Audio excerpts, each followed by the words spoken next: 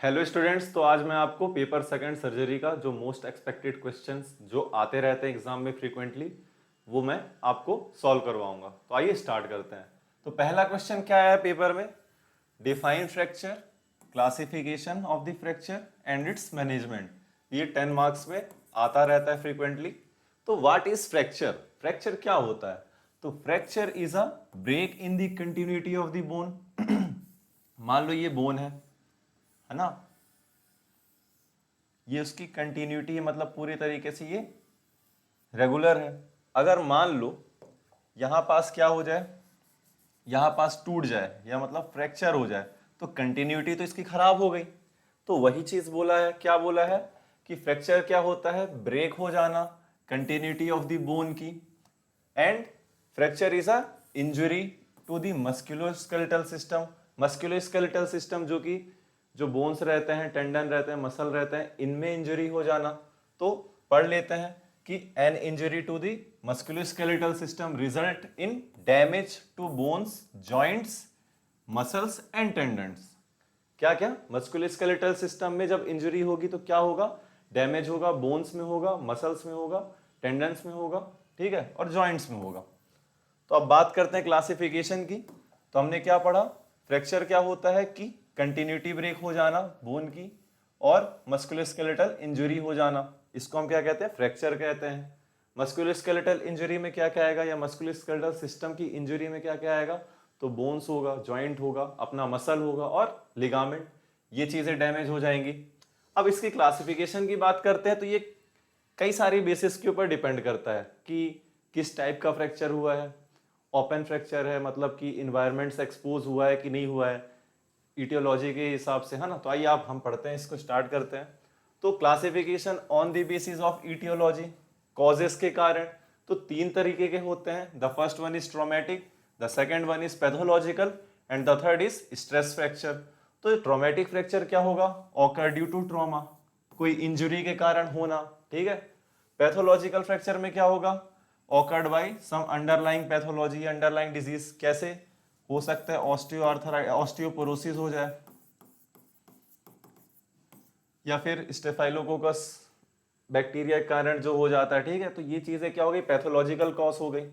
और stress fracture, stress fracture कब होता है? Due to unusual stress getting concentrated on one part of the bone. मतलब stretch कर रहे हो या स्ट्रेस हो रहा है कहाँ? एक पार्ट ऑफ द बोन में कॉन्सेंट्रेटेड हो रहा है, ठीक है। ये मान लो बोन है, तो यहां पास क्या हो रहा हो? बहुत ही ज्यादा स्ट्रेस हो रहा हो तो यहां से ये क्रैक हो जाएगी अपनी बोन, है ना। तो हमने क्या पढ़ा क्लासिफिकेशन में? बेसिस ऑफ इटियोलॉजी के बेसिस पे तो तीन तरीके के। पहला ट्रॉमेटिक, मतलब ट्रॉमा या इंजरी के कारण जो फ्रैक्चर हो रहा हो। दूसरा हमने पैथोलॉजिकल, कोई इसके पीछे पैथोलॉजिकल कॉज हो सकता है। और तीसरा स्ट्रेस, स्ट्रेस कहाँ पास? बोन्स में किसी एक जगह पे आके क्या होना? स्ट्रेस होना, उसके कारण क्या होगा? ब्रेक हो जाएगा। अब बात करते हैं on the basis of displacement, bone का डिस्प्लेसमेंट हुआ है कि नहीं हुआ है। अनडिस्प्लेस्ड, मतलब इसको हम क्या कहेंगे? अनडिस्प्लेस्ड को हम स्टेबल फ्रैक्चर भी कह सकते हैं, ठीक है। तो absence of significant displacement, displacement मतलब हमें समझ में आए कि जो बोन है, जैसे मान लो मेरा ये शोल्डर है, तो ये डिस्प्लेस्ड हो जाए तो समझ में आए कि हाँ डिस्प्लेस हुआ है कि नहीं हुआ है। तो अनडिस्प्लेस्ड मतलब स्टेबल फ्रैक्चर, और डिस्प्लेस्ड मतलब क्या हो जाएगा? अनस्टेबल फ्रैक्चर हो जाएगा। मतलब इसमें सिग्निफिकेंट डिस्प्लेसमेंट हमें दिख रहा है। फ्रैक्चर में be displaced due to fracturing force, muscle pull on, मतलब gravity and muscle pull on fracture fragments. मतलब फ्रैक्चर जो रहेगा वो डिस्प्लेस्ड रहेगा, किसके किसके कारण हो सकता है? तो फ्रैक्चरिंग फोर्स के कारण हो सकता है, ग्रेविटी के कारण हो सकता है, या फिर मसल पुल ऑन के कारण जो होता है फ्रैक्चर, उसमें क्या होता है? फ्रैगमेंट में हो जाता है, मतलब टूट जाता है अपना बोन, ठीक है। तो हमने क्या क्या पढ़ा? पहले हमने फ्रैक्चर के बारे में पढ़ा कि फ्रैक्चर क्या होता है, तो कंटिन्यूटी ब्रेक हो जानी बोन की, या फिर इंजरी हो जाना मस्कुलोस्केलेटल सिस्टम में। फिर हमने क्या पढ़ा? क्लासिफिकेशन। तो क्लासिफिकेशन में पहले हमने इटियोलॉजी के बेसिस पे देखा, जिसमें तीन थे। पहला ट्रोमेटिक, दूसरा pathological, third one is stress. अब हम बात कर रहे थे डिस्प्लेसमेंट के बेसिस पे। तो एक स्टेबल फ्रैक्चर होता है जिसको हम अनडिस्प्लेस्ड फ्रैक्चर भी कहते हैं, मतलब इसमें डिस्प्लेसमेंट नहीं होता है। और दूसरा क्या देखे? डिस्प्लेस, जिसको अनस्टेबल फ्रैक्चर भी कहते हैं। इसमें हमारे कौन कौन से फोर्स? तो फ्रैक्चरिंग फोर्स काम कर रहा था, ग्रेविटी और muscle pull on stress force काम कर रहा था, जिससे क्या हो रहा था? फ्रैगमेंट में फ्रैक्चर हो जा रहा था। अब बात करते हैं on the basis of relationship with the external environment, मतलब जो बोन फ्रैक्चर हुआ है वो एक्सपोज्ड हुआ है कि नहीं हुआ है, उसके बेसिस पे एक्सटर्नल एनवायरनमेंट से वो एक्सपोज हुआ है कि नहीं हुआ है जो बोन फ्रैक्चर है। तो क्लोज फ्रैक्चर और ओपन फ्रैक्चर, क्लोज्ड से मतलब क्या हो गया कि एक्सटर्नल एनवायरनमेंट से क्या हुआ, वो नहीं हो पाया है, कांटेक्ट में नहीं आ पाया। तो पढ़ लेते हैं, fracture not communicating with the external environment, बाहरी इन्वायरमेंट से जो फ्रैक्चर है वह कम्युनिकेट नहीं कर पा रहा है, मतलब एक्सपोज नहीं हुआ है, इसलिए नाम भी इसका क्या है, क्लोज फ्रैक्चर है। कैसे नहीं हो पाया है, क्यों नहीं हो पाया है, क्योंकि overlying skin and soft tissue are intact. ये बोन है, बोन के ऊपर क्या हो गया, हमारे मसल्स हो गए, टिश्यूज हो गए, उसके ऊपर अपनी स्किन की लेयर आती है। तो बोन तो फ्रैक्चर हुआ है, लेकिन एक्सटर्नल इन्वायरमेंट से हमारे कांटेक्ट में कम्युनिकेट नहीं कर पा रहा है, क्योंकि अंडरलाइंग क्या है इसके ऊपर, ओवरलाइंग क्या है इसके ऊपर, स्किन है और सॉफ्ट टिश्यूज है। ओपन फ्रैक्चर में क्या होगा, बोन एक्सपोज हो जाएगा। बोन एक्सपोज होगा तो मतलब क्या है कि जो ओवरलाइंग स्किन है और सॉफ्ट टिश्यू है ये भी रप्चर हो जाएंगे। तो पढ़ लेते हैं एक बार। तो ओपन फ्रैक्चर क्या होता है, a fracture with break in the overlying skin and soft tissue, है ना। तो हमने क्या क्या पढ़ा, पहले इटियोलॉजी पढ़ा जिसमें 3 थे। The first one is traumatic, the second one is stress and the third one is pathological. फिर हमने क्या पढ़ा, फिर हमने पढ़ा कि डिस्प्लेस हो रहा है कि नहीं हो रहा है on the basis of displacement. तो पहला क्या पढ़ा, स्टेबल, जिसको हम कहते हैं अनस्टेबल फ्रैक्चर। दूसरा हमने क्या पढ़ा, अनस्टेबल फ्रैक्चर, जिसको हम क्या कहते हैं, डिस्प्लेस्ड फ्रैक्चर कहते हैं। डिस्प्लेस्ड फ्रैक्चर में हमने फोर्सेस की बात की, तो कौन कौन से फोर्सेस होते हैं। फिर हमने क्या पढ़ा कि जो फ्रैक्चर है उसका रिलेशनशिप क्या है एक्सटर्नल एनवायरनमेंट के साथ, कम्युनिकेट कर पा रहा है एक्सटर्नल एनवायरनमेंट के साथ कि नहीं कर पा रहा है। अगर नहीं कर पा रहा है तो उसको हम क्या बोले, क्लोज फ्रैक्चर बोले। क्यों, क्योंकि ओवरलाइंग स्किन और सॉफ्ट टिश्यू उस फ्रैक्चर को ढक के रखी हुई थी। फिर हमने ओपन फ्रैक्चर देखा, ओपन फ्रैक्चर में क्या हुआ, जो ओवरलाइंग स्किन और सॉफ्ट टिश्यू थी वो भी ब्रेक हो चुकी थी, है ना। अब बात करते हैं on the basis of complexity. Complexity में हमने क्या पढ़ेंगे, सिंपल और कॉम्प्लेक्स। सिंपल का मतलब क्या होगा, जो फ्रैक्चर 2 पीसेस में हो, ठीक है, यूजली इसे हम आसानी से ट्रीट कर सकते हैं। जो ये बोन होगा हमारा, ये 2 पीसेस में टूट जाएगा और इसको हम आसानी से जोड़ सकते हैं, है ना। और कॉम्प्लेक्स फ्रैक्चर क्या होगा, फ्रैक्चर इन मल्टीपल फ्रेगमेंट, मल्टीपल पीसेस, मतलब 2 और मोर, 3 और मोर, मतलब 2 से ज्यादा अगर फ्रैक्चर होगा तो वो मल्टीपल फ्रैक्चर आएगा और इसको डिफिकल्ट होता है ट्रीट करने में as compare to simple fracture, है ना। तो ये कॉम्प्लेक्सिटी के बेसिस पे हो गया। अब बात करते हैं बेसिस ऑफ पैटर्न। तो 4 प्रकार के होते हैं, कौन कौन से, ट्रांसवर्स फ्रैक्चर, ठीक है, ऑब्लिक फ्रैक्चर, स्पाइनल और कम्युनेटेड। मतलब 4 प्रकार इसलिए बोल रहा हूं, और भी टाइप के होते हैं पैटर्न के बेसिस पे। मेनली जो लॉन्ग बोन की जो शाफ्ट रहती है उसमें मेनली यही चीजें ही रहती है, ट्रांसवर्स, ऑब्लिक, स्पाइरल, कम्युनिकेटेड। ये चीजें जो रहती है लॉन्ग बोन के शाफ्ट में मोस्ट कॉमन रहती हैं। तो ट्रांसवर्स फ्रैक्चर में क्या होगा, जो फ्रैक्चर होगा, the fracture line is perpendicular to the long axis of the bone, means कि ये बोन है ना। अब इसमें जो फ्रैक्चर रहेगा, जो फ्रैक्चर लाइन रहेगा, जैसे मान लो ये फ्रैक्चर लाइन है, यहां से फ्रैक्चर हुआ, तो ये long axis of the bone के क्या है, परपेंडिकुलर है। तो इसको हमने क्या कहा, ट्रांसवर्स फ्रैक्चर। हम क्या पढ़ रहे हैं, on the basis of pattern fracture के क्लासिफिकेशन, तो ट्रांसवर्स फ्रैक्चर हो गया। ऑब्लिक में क्या होगा, ऑब्लिक में जो फ्रैक्चर रहेगा वो ऐसे रहेगा, तो परपेंडिकुलर लाइन के किसी एंगल में मौजूद रहेगा हमारा fracture line. Spiral, spiral basically किसके कारण होता है, ट्विस्टिंग फोर्स के कारण, ठीक है। तो स्पाइरल में ऐसे ऐसे फ्रैक्चर का दिखेगा क्योंकि ट्विस्टिंग फोर्स हो रही है उसमें।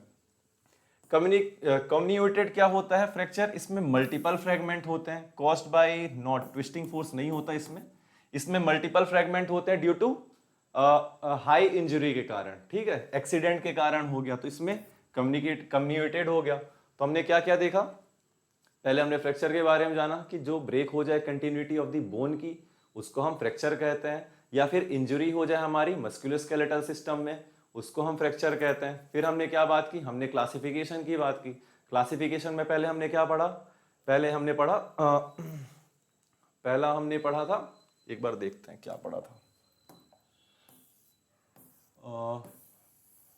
रिलेशनशिप एनवायरनमेंट हो गया, डिस्प्लेस्ड हो गया।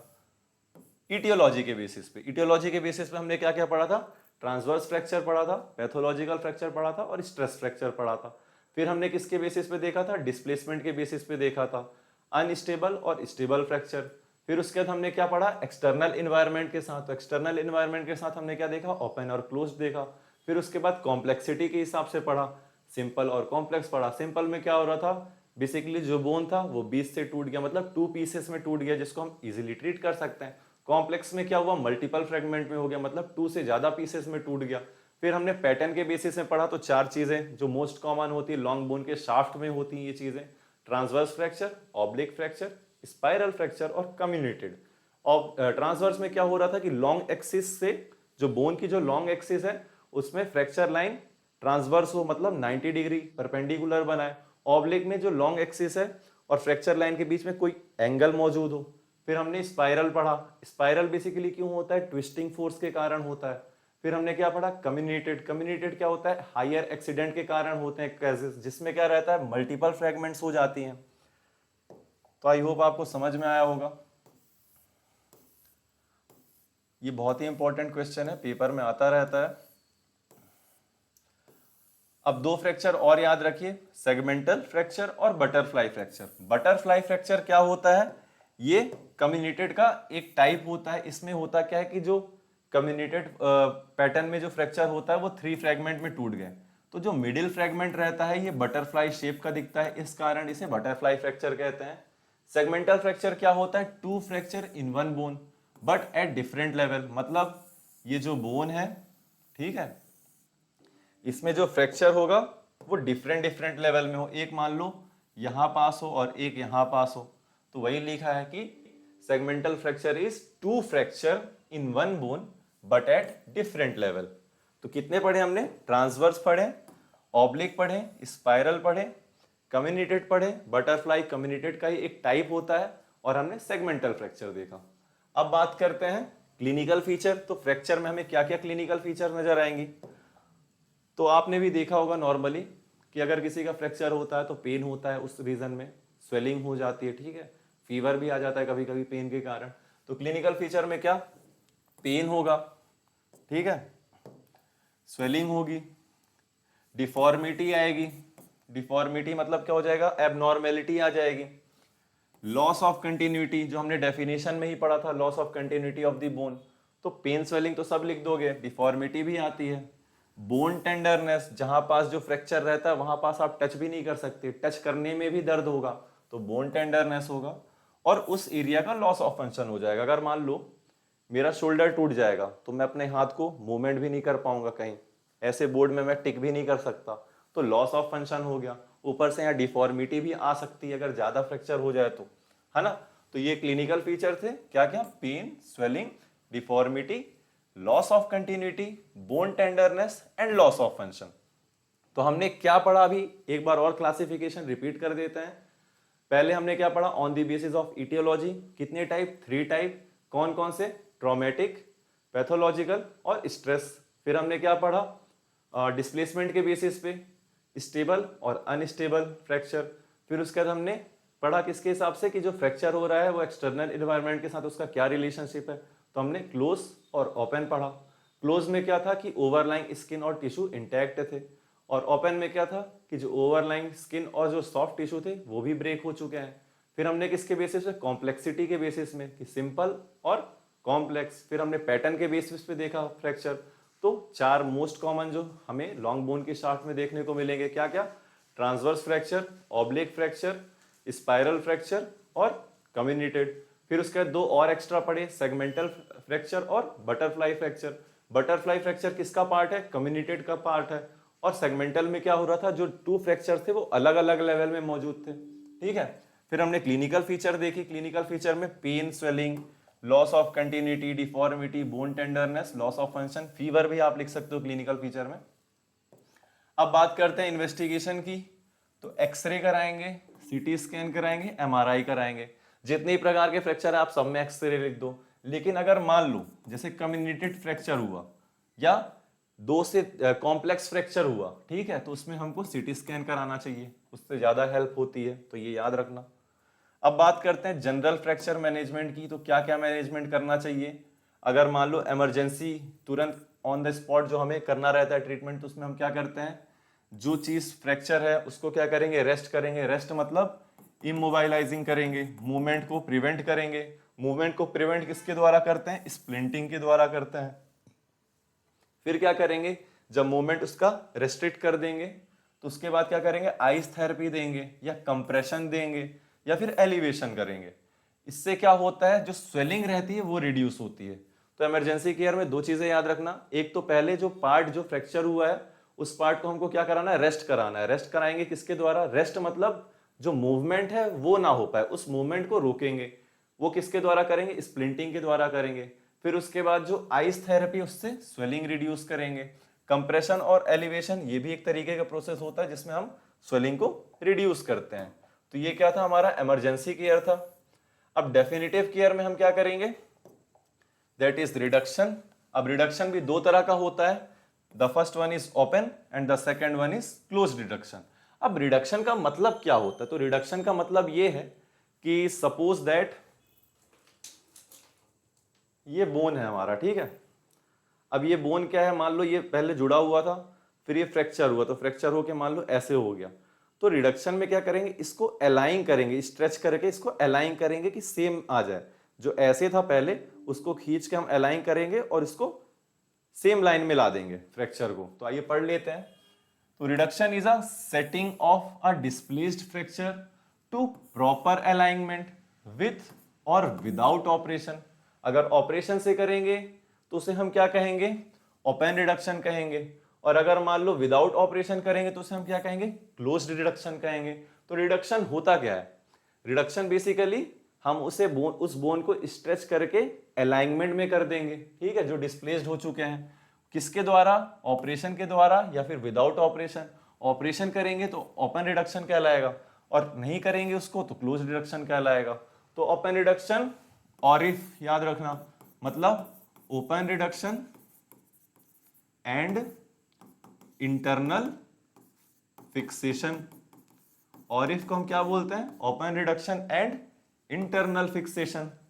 क्लोज में क्या होता है, alignment of displaced bone done by feeling through the soft tissue, ठीक है। तो सॉफ्ट टिश्यू को हम महसूस करके फील करके बोन को जो अलाइन करते हैं उसे हम क्या कहते हैं, क्लोज रिडक्शन कहते हैं। तो हमने क्या पढ़ा इन्वेस्टिगेशन में, हमने क्या पढ़ा, एक्सरे सीटी स्कैन कराएंगे, एमआरआई कराएंगे। सीटी स्कैन जब मान लो हाई इंसिडेंट वाला चोट लगा हो या फिर कॉम्प्लेक्स हमारा फ्रैक्चर हो, दो से ज्यादा मल्टीपल फ्रेगमेंट हो गए हो, तब सीटी स्कैन कराना चाहिए। और नॉर्मली जो सिंपल फ्रैक्चर जो रहते हैं, जो 2 फ्रेगमेंट में रहते हैं, उसमें हमको एक्सरे कराना चाहिए। फिर हमने ट्रीटमेंट पढ़ा, तो मैनेजमेंट पढ़ा फ्रैक्चर का। तो इमरजेंसी केयर में हमने क्या किया, पहले इमोबाइलाइज किया, मतलब प्रिवेंट किया मोशन को, जो पार्ट टूटा हुआ है, ठीक है। फिर उसके बाद हमने स्वेलिंग को डाउन की। फिर अब हम क्या कर रहे हैं, रिडक्शन कर रहे हैं डेफिनेटिव केयर में। इसमें 2 टाइप का पढ़ा, क्लोज्ड और ओपन रिडक्शन। अब बात करते हैं इमोबाइलाइजेशन जो हम कर रहे थे, जो रेस्ट पार्ट कर रहे थे इमरजेंसी केयर में, वो किस टाइप का होता है। तो पहला स्ट्रैपिंग हो गया, दूसरा स्लिंग हो गया, तीसरा पॉप स्लैब हो गया। स्ट्रैपिंग का मतलब ये होता है कि जो एडहेसिव टेप्स होते हैं, है ना, या फिर जो बैंडेज रहते हैं, इनके द्वारा क्या करते हैं हम, प्रिवेंट करते हैं मूवमेंट उस टूटे हुए पार्ट का। तो स्ट्रैपिंग मतलब एडहेसिव टेप और बैंडेजेस के थ्रू हम प्रिवेंट कर रहे हैं मूवमेंट। स्लिंग का बेसिकली मतलब ये होता है कि मान लो ये मेरा शोल्डर जॉइंट ब्रेक हुआ है, तो स्लिंग से क्या करते हैं, इसको रोकने के लिए इस हाथ में ऐसे रस्सी टाइप का या पट्टी बांध के गर्दन से ऐसे लगा देंगे, जिससे ये ऐसे करके लटका रहता है। इससे क्या है कि ये मूवमेंट रेस्ट्रिक्ट हो गई है, ठीक है। तो आई होप आपको समझ में आ गया होगा स्लिंग। पीओपी स्लैब बेसिकली क्या होता है, प्लास्टर ऑफ पेरिस, सभी जानते होंगे, और जिनका टूटा हुआ होगा वो तो अच्छे से ही जानते होंगे। ओके, तो ये था इमोबिलाइजेशन का प्रोसेस। रिहैबिलिटेशन मतलब होता है कि वापस उसका नॉर्मल स्टेट में लाना, जो जॉइंट का जो मूवमेंट रहता है। तो the joint should be mobilised, मतलब अब मूवमेंट करवाना है as soon as possible to prevent stiffness. तो याद रखिए, अगर लंबे समय तक क्या रहे, एक ही जगह में ऐसे स्लिंग करके रखे या प्लास्टर ऑफ पेरिस के थ्रू करें, तो उससे क्या होता है, स्टिफनेस चालू हो जाती है, जकड़ाहट चालू हो जाती है उस एरिया में। इस कारण जॉइंट को मोबिलाइज कराने के लिए जो हम करते हैं चीजें, क्यों करते हैं, कि स्टिफनेस प्रिवेंट कर सके, रोक सके, उसे हम क्या कहते हैं, रिहैबिलिटेशन कहते हैं। तो आई होप आपको समझ में आ गया होगा। तो हमने क्या क्या पढ़ा एक बार और देख लेते हैं। सबसे पहले हमने फ्रैक्चर पढ़ा, फ्रैक्चर होता क्या है, फिर classification on the basis of aetiology, on the basis of displacement, फिर रिलेशनशिप क्या एक्सटर्नल एनवायरनमेंट के साथ, उसके बाद कॉम्प्लेक्सिटी के हिसाब से हमने पढ़ा, फिर पैटर्न के हिसाब से पढ़ा, उसके बाद इन्वेस्टिगेशन या क्लिनिकल फीचर हमने देखा इसका, इन्वेस्टिगेशन में एक्सरे, सिटी स्कैन, एमआरआई, फिर जनरल फ्रैक्चर मैनेजमेंट में हमने इमरजेंसी केयर किया, इमरजेंसी केयर में प्रिवेंट किया मोशन को और रिड्यूस किया स्वेलिंग को, फिर डेफिनेटिव केयर में रिडक्शन दैट इज ओपन और क्लोज रिडक्शन, इमोबिलाइजेशन के 3 प्रोसेस होते हैं, स्ट्रैपिंग, स्लिंग और पॉप स्लैब के द्वारा, रिहेबिलिटेशन क्यों करते हैं कि स्टिफनेस ना हो पाए इसलिए हल्का हल्का मूवमेंट कराना जो चालू कराते हैं हम लोग उसे रिहेबिलिटेशन कहते हैं। तो ये हो गया कंप्लीट पहला क्वेश्चन। अब बात करते हैं management of fracture of patella bone. Patella bone कहाँ होती है, नी जॉइंट में होती है। तो हमको क्या करना है, मैनेजमेंट करना है फ्रैक्चर का। अगर फ्रैक्चर हो जाए पटेला बोन में तो हमें क्या क्या मैनेजमेंट करना चाहिए। तो the treatment depends upon whether the fracture is displaced, undisplaced और डिस्प्लेस्ड। ठीक है, मतलब फ्रैक्चर जो है वो अनडिस्प्लेस्ड है कि डिस्प्लेस्ड है। डिस्प्लेस्ड मतलब अनस्टेबल और अनडिस्प्लेस्ड मतलब स्टेबल। तो इसके ऊपर डिपेंड करेगा हमारा ट्रीटमेंट। अगर डिस्प्लेस्ड होगा तो क्या करना है, और अगर नहीं होगा डिस्प्लेस्ड मतलब स्टेबल होगा तो हमें क्या करना है। तो पहले इनिशियल मैनेजमेंट की बात कर लेते हैं। तो इनिशियल मैनेजमेंट में हमें क्या करना है, रेस्ट कराना है, जो कि हमने पहले ही पढ़ा था अभी। इमोबिलाइजेशन ऑफ नी मतलब प्रिवेंट करना है मूवमेंट, रेस्ट कराना उस पार्ट ऑफ द बॉडी को। आइस थेरेपी क्यों देते हैं, रिड्यूस स्वेलिंग के लिए। Elevation of the limb, limb को हल्का सा उठा के रखना चाहिए। एनाल्जेसिक देंगे, एनाल्जेसिक क्यों देंगे, पेन को रिड्यूस करने के लिए। और एलिवेशन ऑफ द लिम्ब भी बेसिकली क्या करेगा, रिड्यूस करेगा स्वेलिंग को, है ना। तो हमें क्या करना है, इनिशियल मैनेजमेंट स्टार्टिंग में रेस्ट कराना है और प्रिवेंट करना है मूवमेंट ऑफ नी। किसके द्वारा कर सकते हैं, by splinting. Ice therapy reduce swelling करेगा। एलिवेशन ऑफ द लिम्ब करा के रखेंगे तो उससे भी रिड्यूस होगा स्वेलिंग। और एनाल्जेसिक देंगे, एनाल्जेसिक क्या करेगा, पेन को रिलीफ करेगा। कंजर्वेटिव ट्रीटमेंट इसका क्या है, कंजर्वेटिव ट्रीटमेंट बेसिकली क्या होता है, नॉन ऑपरेटिव होता है। इसमें मेडिकेशन के थ्रू हमें ठीक करना रहती चीजें। तो इंडिकेशन मतलब कब करना चाहिए, तो अनडिस्प्लेस्ड फ्रैक्चर में करना चाहिए। जैसे कि अपन पहले ही पढ़े स्टार्टिंग में ही कि क्या, कि जो ट्रीटमेंट है पटेला बोन के, पटेला के फ्रैक्चर का, उसमें डिपेंड करता है ट्रीटमेंट कि अनडिस्प्लेस्ड है कि डिस्प्लेस्ड है। तो अनडिस्प्लेस्ड होगा तो मतलब स्टेबल फ्रैक्चर होगा तो क्या करना है, कंजर्वेटिव ट्रीटमेंट करना है। और मान लो जो डिस्प्लेस्ड हो चुका है या अनस्टेबल फ्रैक्चर है उसमें हमें क्या करना है, सर्जिकल ट्रीटमेंट करना है। तो पढ़ लेते हैं कंजर्वेटिव ट्रीटमेंट किसमें करते हैं, अनडिस्प्लेस्ड फ्रैक्चर में करते हैं।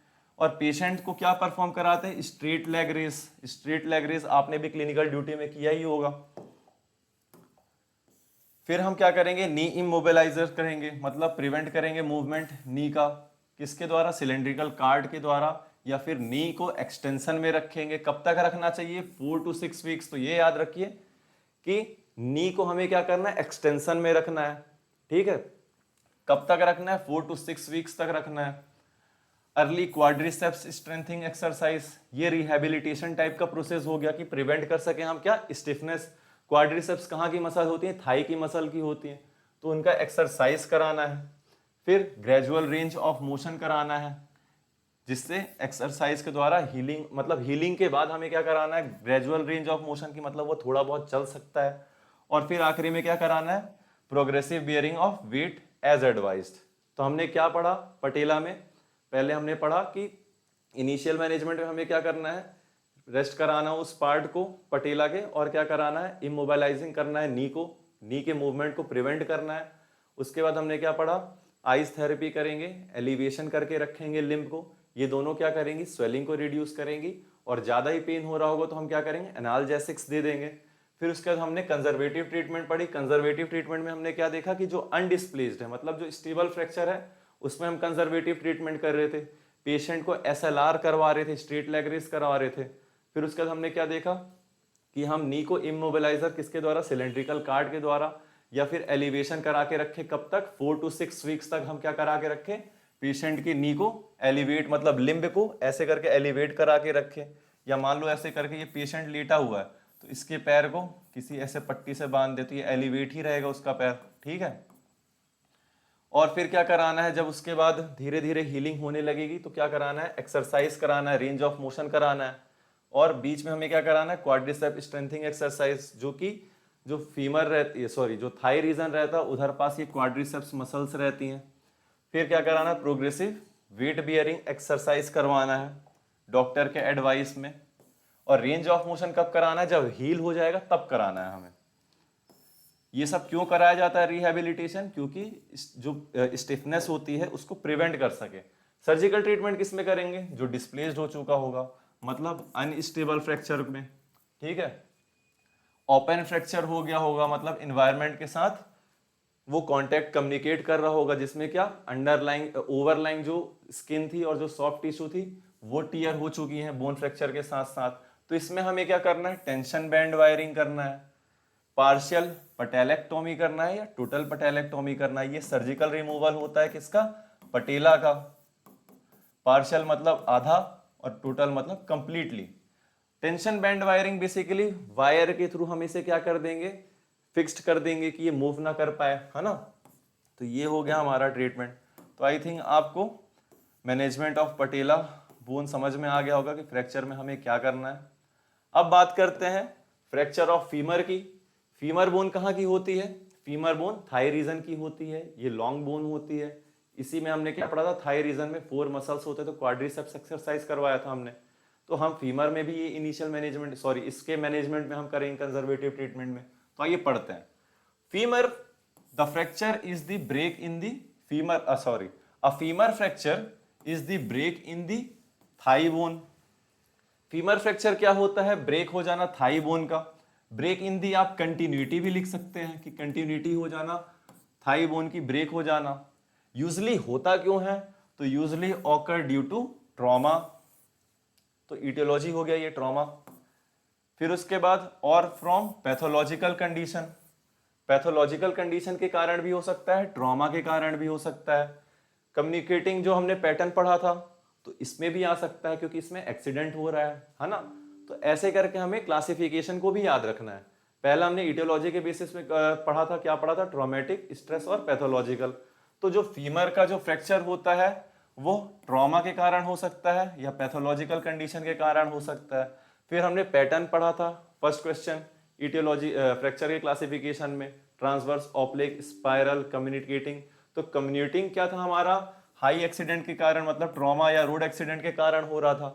तो वो भी आप लिख सकते हो कि इसमें क्या होगा, कम्युनिकेटिंग पैटर्न टाइप का फ्रैक्चर देखने को मिलेगा। तो एक बार और रिपीट करते हैं, a femur fracture is the break in the continuity of the thigh bone.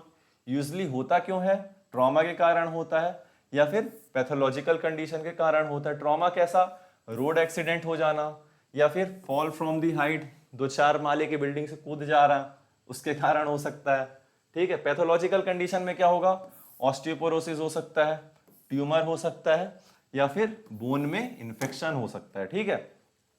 अब बात करते हैं टाइप, फीमर में फ्रैक्चर के टाइप क्या क्या होंगे। तो प्रॉक्सिमल फीमर फ्रैक्चर, शाफ्ट, और नीचे क्या आ जाएगा हमारा, डिस्टल फीमर फ्रैक्चर, है ना। तो प्रॉक्सिमल में क्या, फीमोरल नेक का हो जाना, फ्रैक्चर हो जाना। ऐसे टाइप की बोन रहती है, ये हेड रहता है, ये थोड़ा सा नेक रीजन रहता है ना, ये ऐसे टाइप की रहती है। ये फिर उसके बाद हिप बोन के उससे मिल जाता है और हिप बोन से वो हो जाता है यहाँ का, ठीक है। तो ये क्या हो गया, प्रॉक्सिमल पार्ट हो गया, ये शाफ्ट रीजन हो गया और ये डिस्टल पार्ट हो गया, PSD। तो हम क्या पढ़ रहे हैं टाइप में, टाइप ऑफ फीमर फ्रैक्चर में पहला proximal femur fracture. Proximal femur fracture में क्या हो सकता है, फीमोरल नेक का फ्रैक्चर हो जाना, मींस जो ये नेक रीजन है, ये तो हेड हो गया राउंड कलर का, ये फीमोरल नेक में फ्रैक्चर हो जाना। दूसरा इंटरट्रोकेंट्रिक फ्रैक्चर और सबट्रोकेंट्रिक फ्रैक्चर, ये इस रीजन में कहीं प्रेजेंट रहता है, इंटरट्रोकेंट्रिक और सबट्रोकेंट्रिक फ्रैक्चर हो जाना। फिर उसके बाद शाफ्ट की बात करते हैं, ठीक है। तो ये था प्रॉक्सिमल फीमर फ्रैक्चर। क्या क्या हमने पढ़ा? फीमोरल नेक का फ्रैक्चर हो जाना, इंटरट्रोकेंट्रिक फ्रैक्चर और सबट्रोकेंट्रिक फ्रैक्चर। अब हम बात कर रहे हैं शाफ्ट की। तो शाफ्ट में क्या क्या होगा, जो मैंने बार बार आपको रिपीट किया पैटर्न वाला, क्या ट्रांसवर्स, ऑब्लिक, स्पाइरल और कम्युनिटेड हमको देखने को मिलेगा। अब बात करते हैं डिस्टल फ्रैक्चर की। तो डिस्टल फीमर फ्रैक्चर में क्या होगा? Supracondylar fracture and इंटरकॉन्डाइलर fracture. तो अभी तक हमने क्या पढ़ा फीमर के फ्रैक्चर में कि लॉन्ग बोन जो थाई बोन जो रहती है उसकी कंटिन्यूटी ब्रेक हो जाना, मतलब femur fracture is a break in the continuity of the thigh bone. होता किसके कारण है? ड्यू टू ट्रॉमा और पैथोलॉजिकल कॉज। पैथोलॉजिकल कॉज में क्या क्या? ऑस्टियोपोरोसिस, इन्फेक्शन या ट्रॉमा होने के कारण।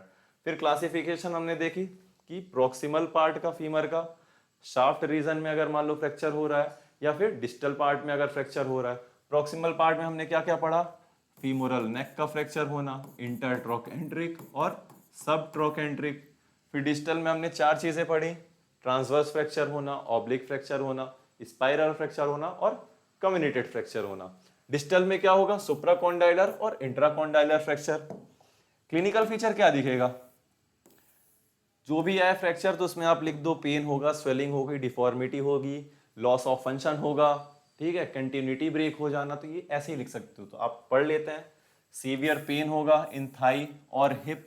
हिप में क्यों हो सकता है? क्योंकि जो प्रोक्सिमल नेक का पार्ट जो टूट गया था उसके कारण ये चीजें भी यहाँ पास अफेक्ट हो सकती हैं। स्वेलिंग होगा, टेंडरनेस, छूने में दर्द होगा, इनएबिलिटी टू स्टैंड और वॉक, खड़ा भी नहीं हो पाएगा ना ही वॉक कर पाएगा, लिम्ब शॉर्टनिंग हो सकता है, एक्सटर्नल रोटेशन डिफॉर्मिटी। ये मैक्सिमली कहाँ होता है? नेक या प्रॉक्सिमल फ्रैक्चर में होता है कि ऊपर वाली रोटेट कर जाए और उससे जो फ्रैक्चर हो जाए। तो ये मैक्सिमम कहाँ होता है? प्रॉक्सिमल पार्ट में होता है। तो external rotation deformity most common in proximal fracture. Crepitus and abnormal mobility. Crepitus basically जब दो हड्डियां जो टूटी हुई हैं आपस में जब घिसती हैं, है ना, तो उससे जो आवाज आती है उसी आवाज को हम क्या बोलते हैं? क्रिप्टस साउंड कहते हैं। एबनॉर्मल मोबिलिटी, जो मोबिलिटी रहती है, जो मूवमेंट रहता है वो एबनॉर्मल रहती है। तो ये क्या थी? इसकी क्लिनिकल फीचर थी। अब इसकी बात कर लेते हैं ट्रीटमेंट की। इन्वेस्टिगेशन इसका कहाँ गया? पहले इन्वेस्टिगेशन देखते हैं फिर ट्रीटमेंट की बात करते हैं। तो इन्वेस्टिगेशन में हमें क्या कराना है? एक्सरे कराना है, सीटी स्कैन कराना है। एक्सरे फीमर का भी कराना पड़ेगा, एक्सरे हिप का भी कराना पड़ेगा। हिप का क्यों कराना रहता है? हिप का बेसिकली कराना रहता है क्योंकि प्रॉक्सिमल पार्ट उससे जुड़ा हुआ रहता है फीमर का।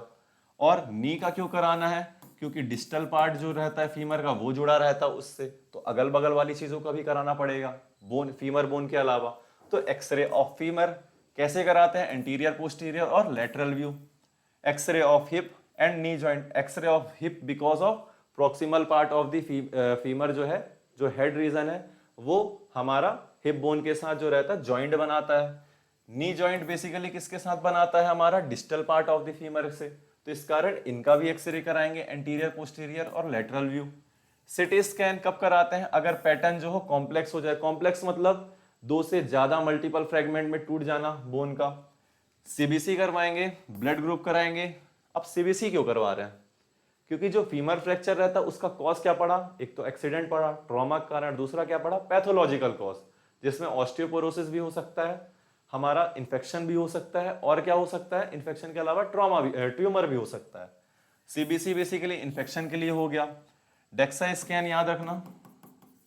डेक्सा स्कैन क्या कब कराते हैं? ऑस्टियोपोरोसिस में हम कराते हैं डेक्सा स्कैन। तो यहाँ इन्वेस्टिगेशन में आप ये भी लिख सकते हो, CBC, blood group, DEXA scan.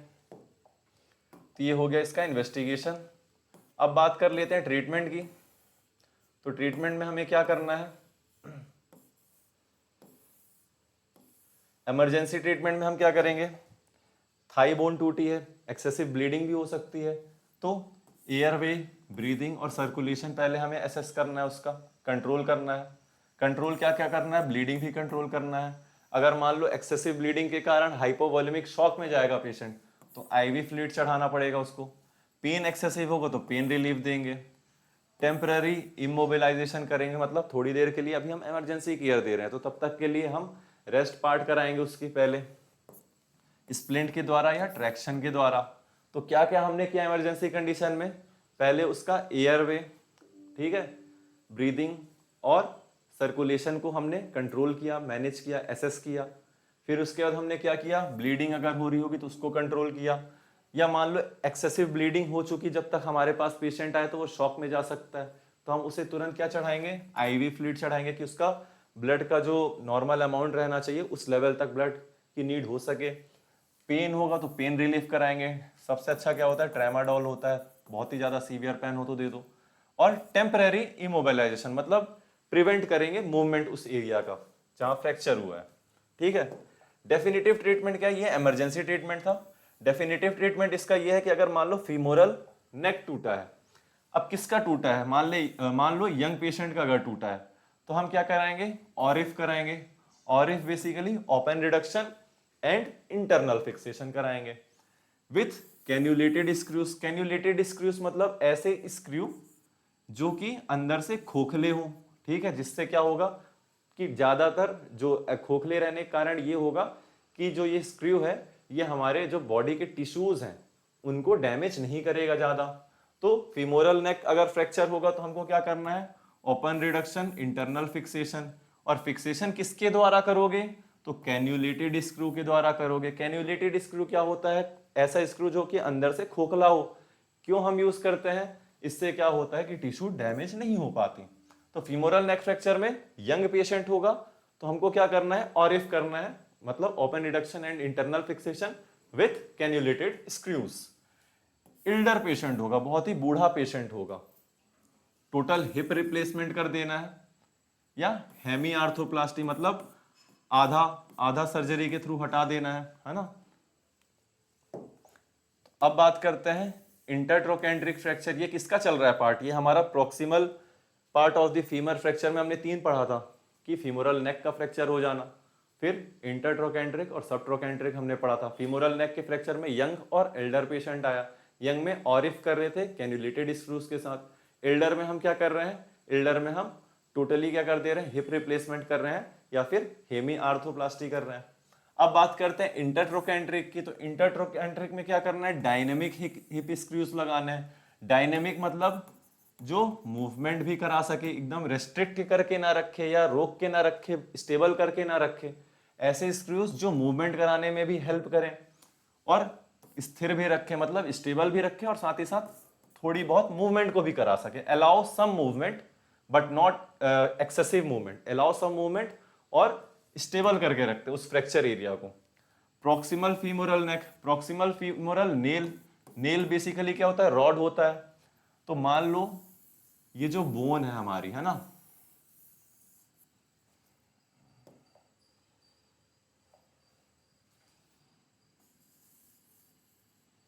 Sorry, ये अंदर क्या होता है, मेडुला रीजन होता है और इसके बाहर क्या होता है, कॉर्टेक्स होता है। तो जो नेल रहता है वो मेडुला रीजन में डालते हैं। नेल बेसिकली मेटालिक रोड को डालते हैं, है ना। तो हमने इंटरट्रोकेंट्रिक में क्या पढ़ा, डायनेमिक हिप स्क्रूज यूज करना है और proximal femoral nail, femoral nail मतलब रॉड को डाल दिया हमने पैर में। अब सबट्रोकेंट्रिक की बात करते हैं। तो सबट्रोकेंट्रिक में क्या करेंगे, इंटरमेड्युलरी नेल, वही जो मैंने मेडुला बना के दिखाया था, उसमें क्या कर दिया, हम लोहे को डाल दिए, रॉड को डाल दिए। फीमोरल शाफ्ट फ्रैक्चर में क्या करेंगे, तो इंटरलॉकिंग इंट्रामेडुलरी नेल, मतलब ये लोहे का जो ये है इसको हमने डाला और ऊपर से स्क्रू लगा दिया, नीचे से स्क्रू लगा दिया। ये शाफ्ट रीजन में हमें करना है, जो शाफ्ट रीजन रहेगा उसमें हमें इंटरलॉकिंग करना है। मतलब जो नेल डालेंगे हम, जो रॉड डालेंगे उसके ऊपर दोनों प्रॉक्सिमल एंड में क्या कर देंगे, मतलब प्रॉक्सिमल और डिस्टल एंड में स्क्रूज को फिट कर देंगे कि ये स्टेबल रहे शाफ्ट हमारा। प्लेट फिक्सेशन इन सेलेक्टेड एरिया, कुछ कुछ जगह में, जैसे मान लो यहाँ से क्रैक है तो यहाँ पास मैं प्लेट फिक्सेशन कर दूंगा, या यहाँ क्रैक है तो यहाँ प्लेट फिक्सेशन कर दूंगा। तो कुछ कुछ रीजन्स में प्लेट फिक्सेशन कर सकते हैं। तो हमने क्या क्या पढ़ा, प्रोक्सिमल मतलब फीमोरल नेक फ्रैक्चर में यंग और एल्डर केस देखा। यंग में क्या कर रहे थे, ऑरिफ कर रहे थे विथ कैन्युलेटेड स्क्रूज, और एल्डर में क्या कर रहे थे, हिप का रिप्लेसमेंट कर रहे थे या फिर हेमी आर्थोप्लास्टी कर रहे थे। फिर हमने क्या पढ़ा, इंटरट्रोकेंट्रिक फ्रैक्चर, उसमें क्या देखा, डायनेमिक हिप स्क्रूज देखा और प्रॉक्सिमल फीमोरल नेल, मतलब इसमें भी हम रॉड डाल रहे हैं, कहाँ डाल रहे हैं, मेडुला रीजन में डाल रहे हैं। अब सब ट्रोकेंट्रिक में भी हमने इंटरमेडुलरी नेल लगाया। फीमोरल शाफ्ट फ्रैक्चर में हम क्या कर रहे हैं, इंटरलॉकिंग कर रहे हैं, मतलब जो नेल डाल रहे हैं रॉड को उसके दोनों तरफ हम क्या कर रहे हैं, स्क्रू लगा के फिक्स कर दे रहे हैं, ठीक है। और कुछ कुछ जगह में प्लेट फिक्सेशन करते हैं।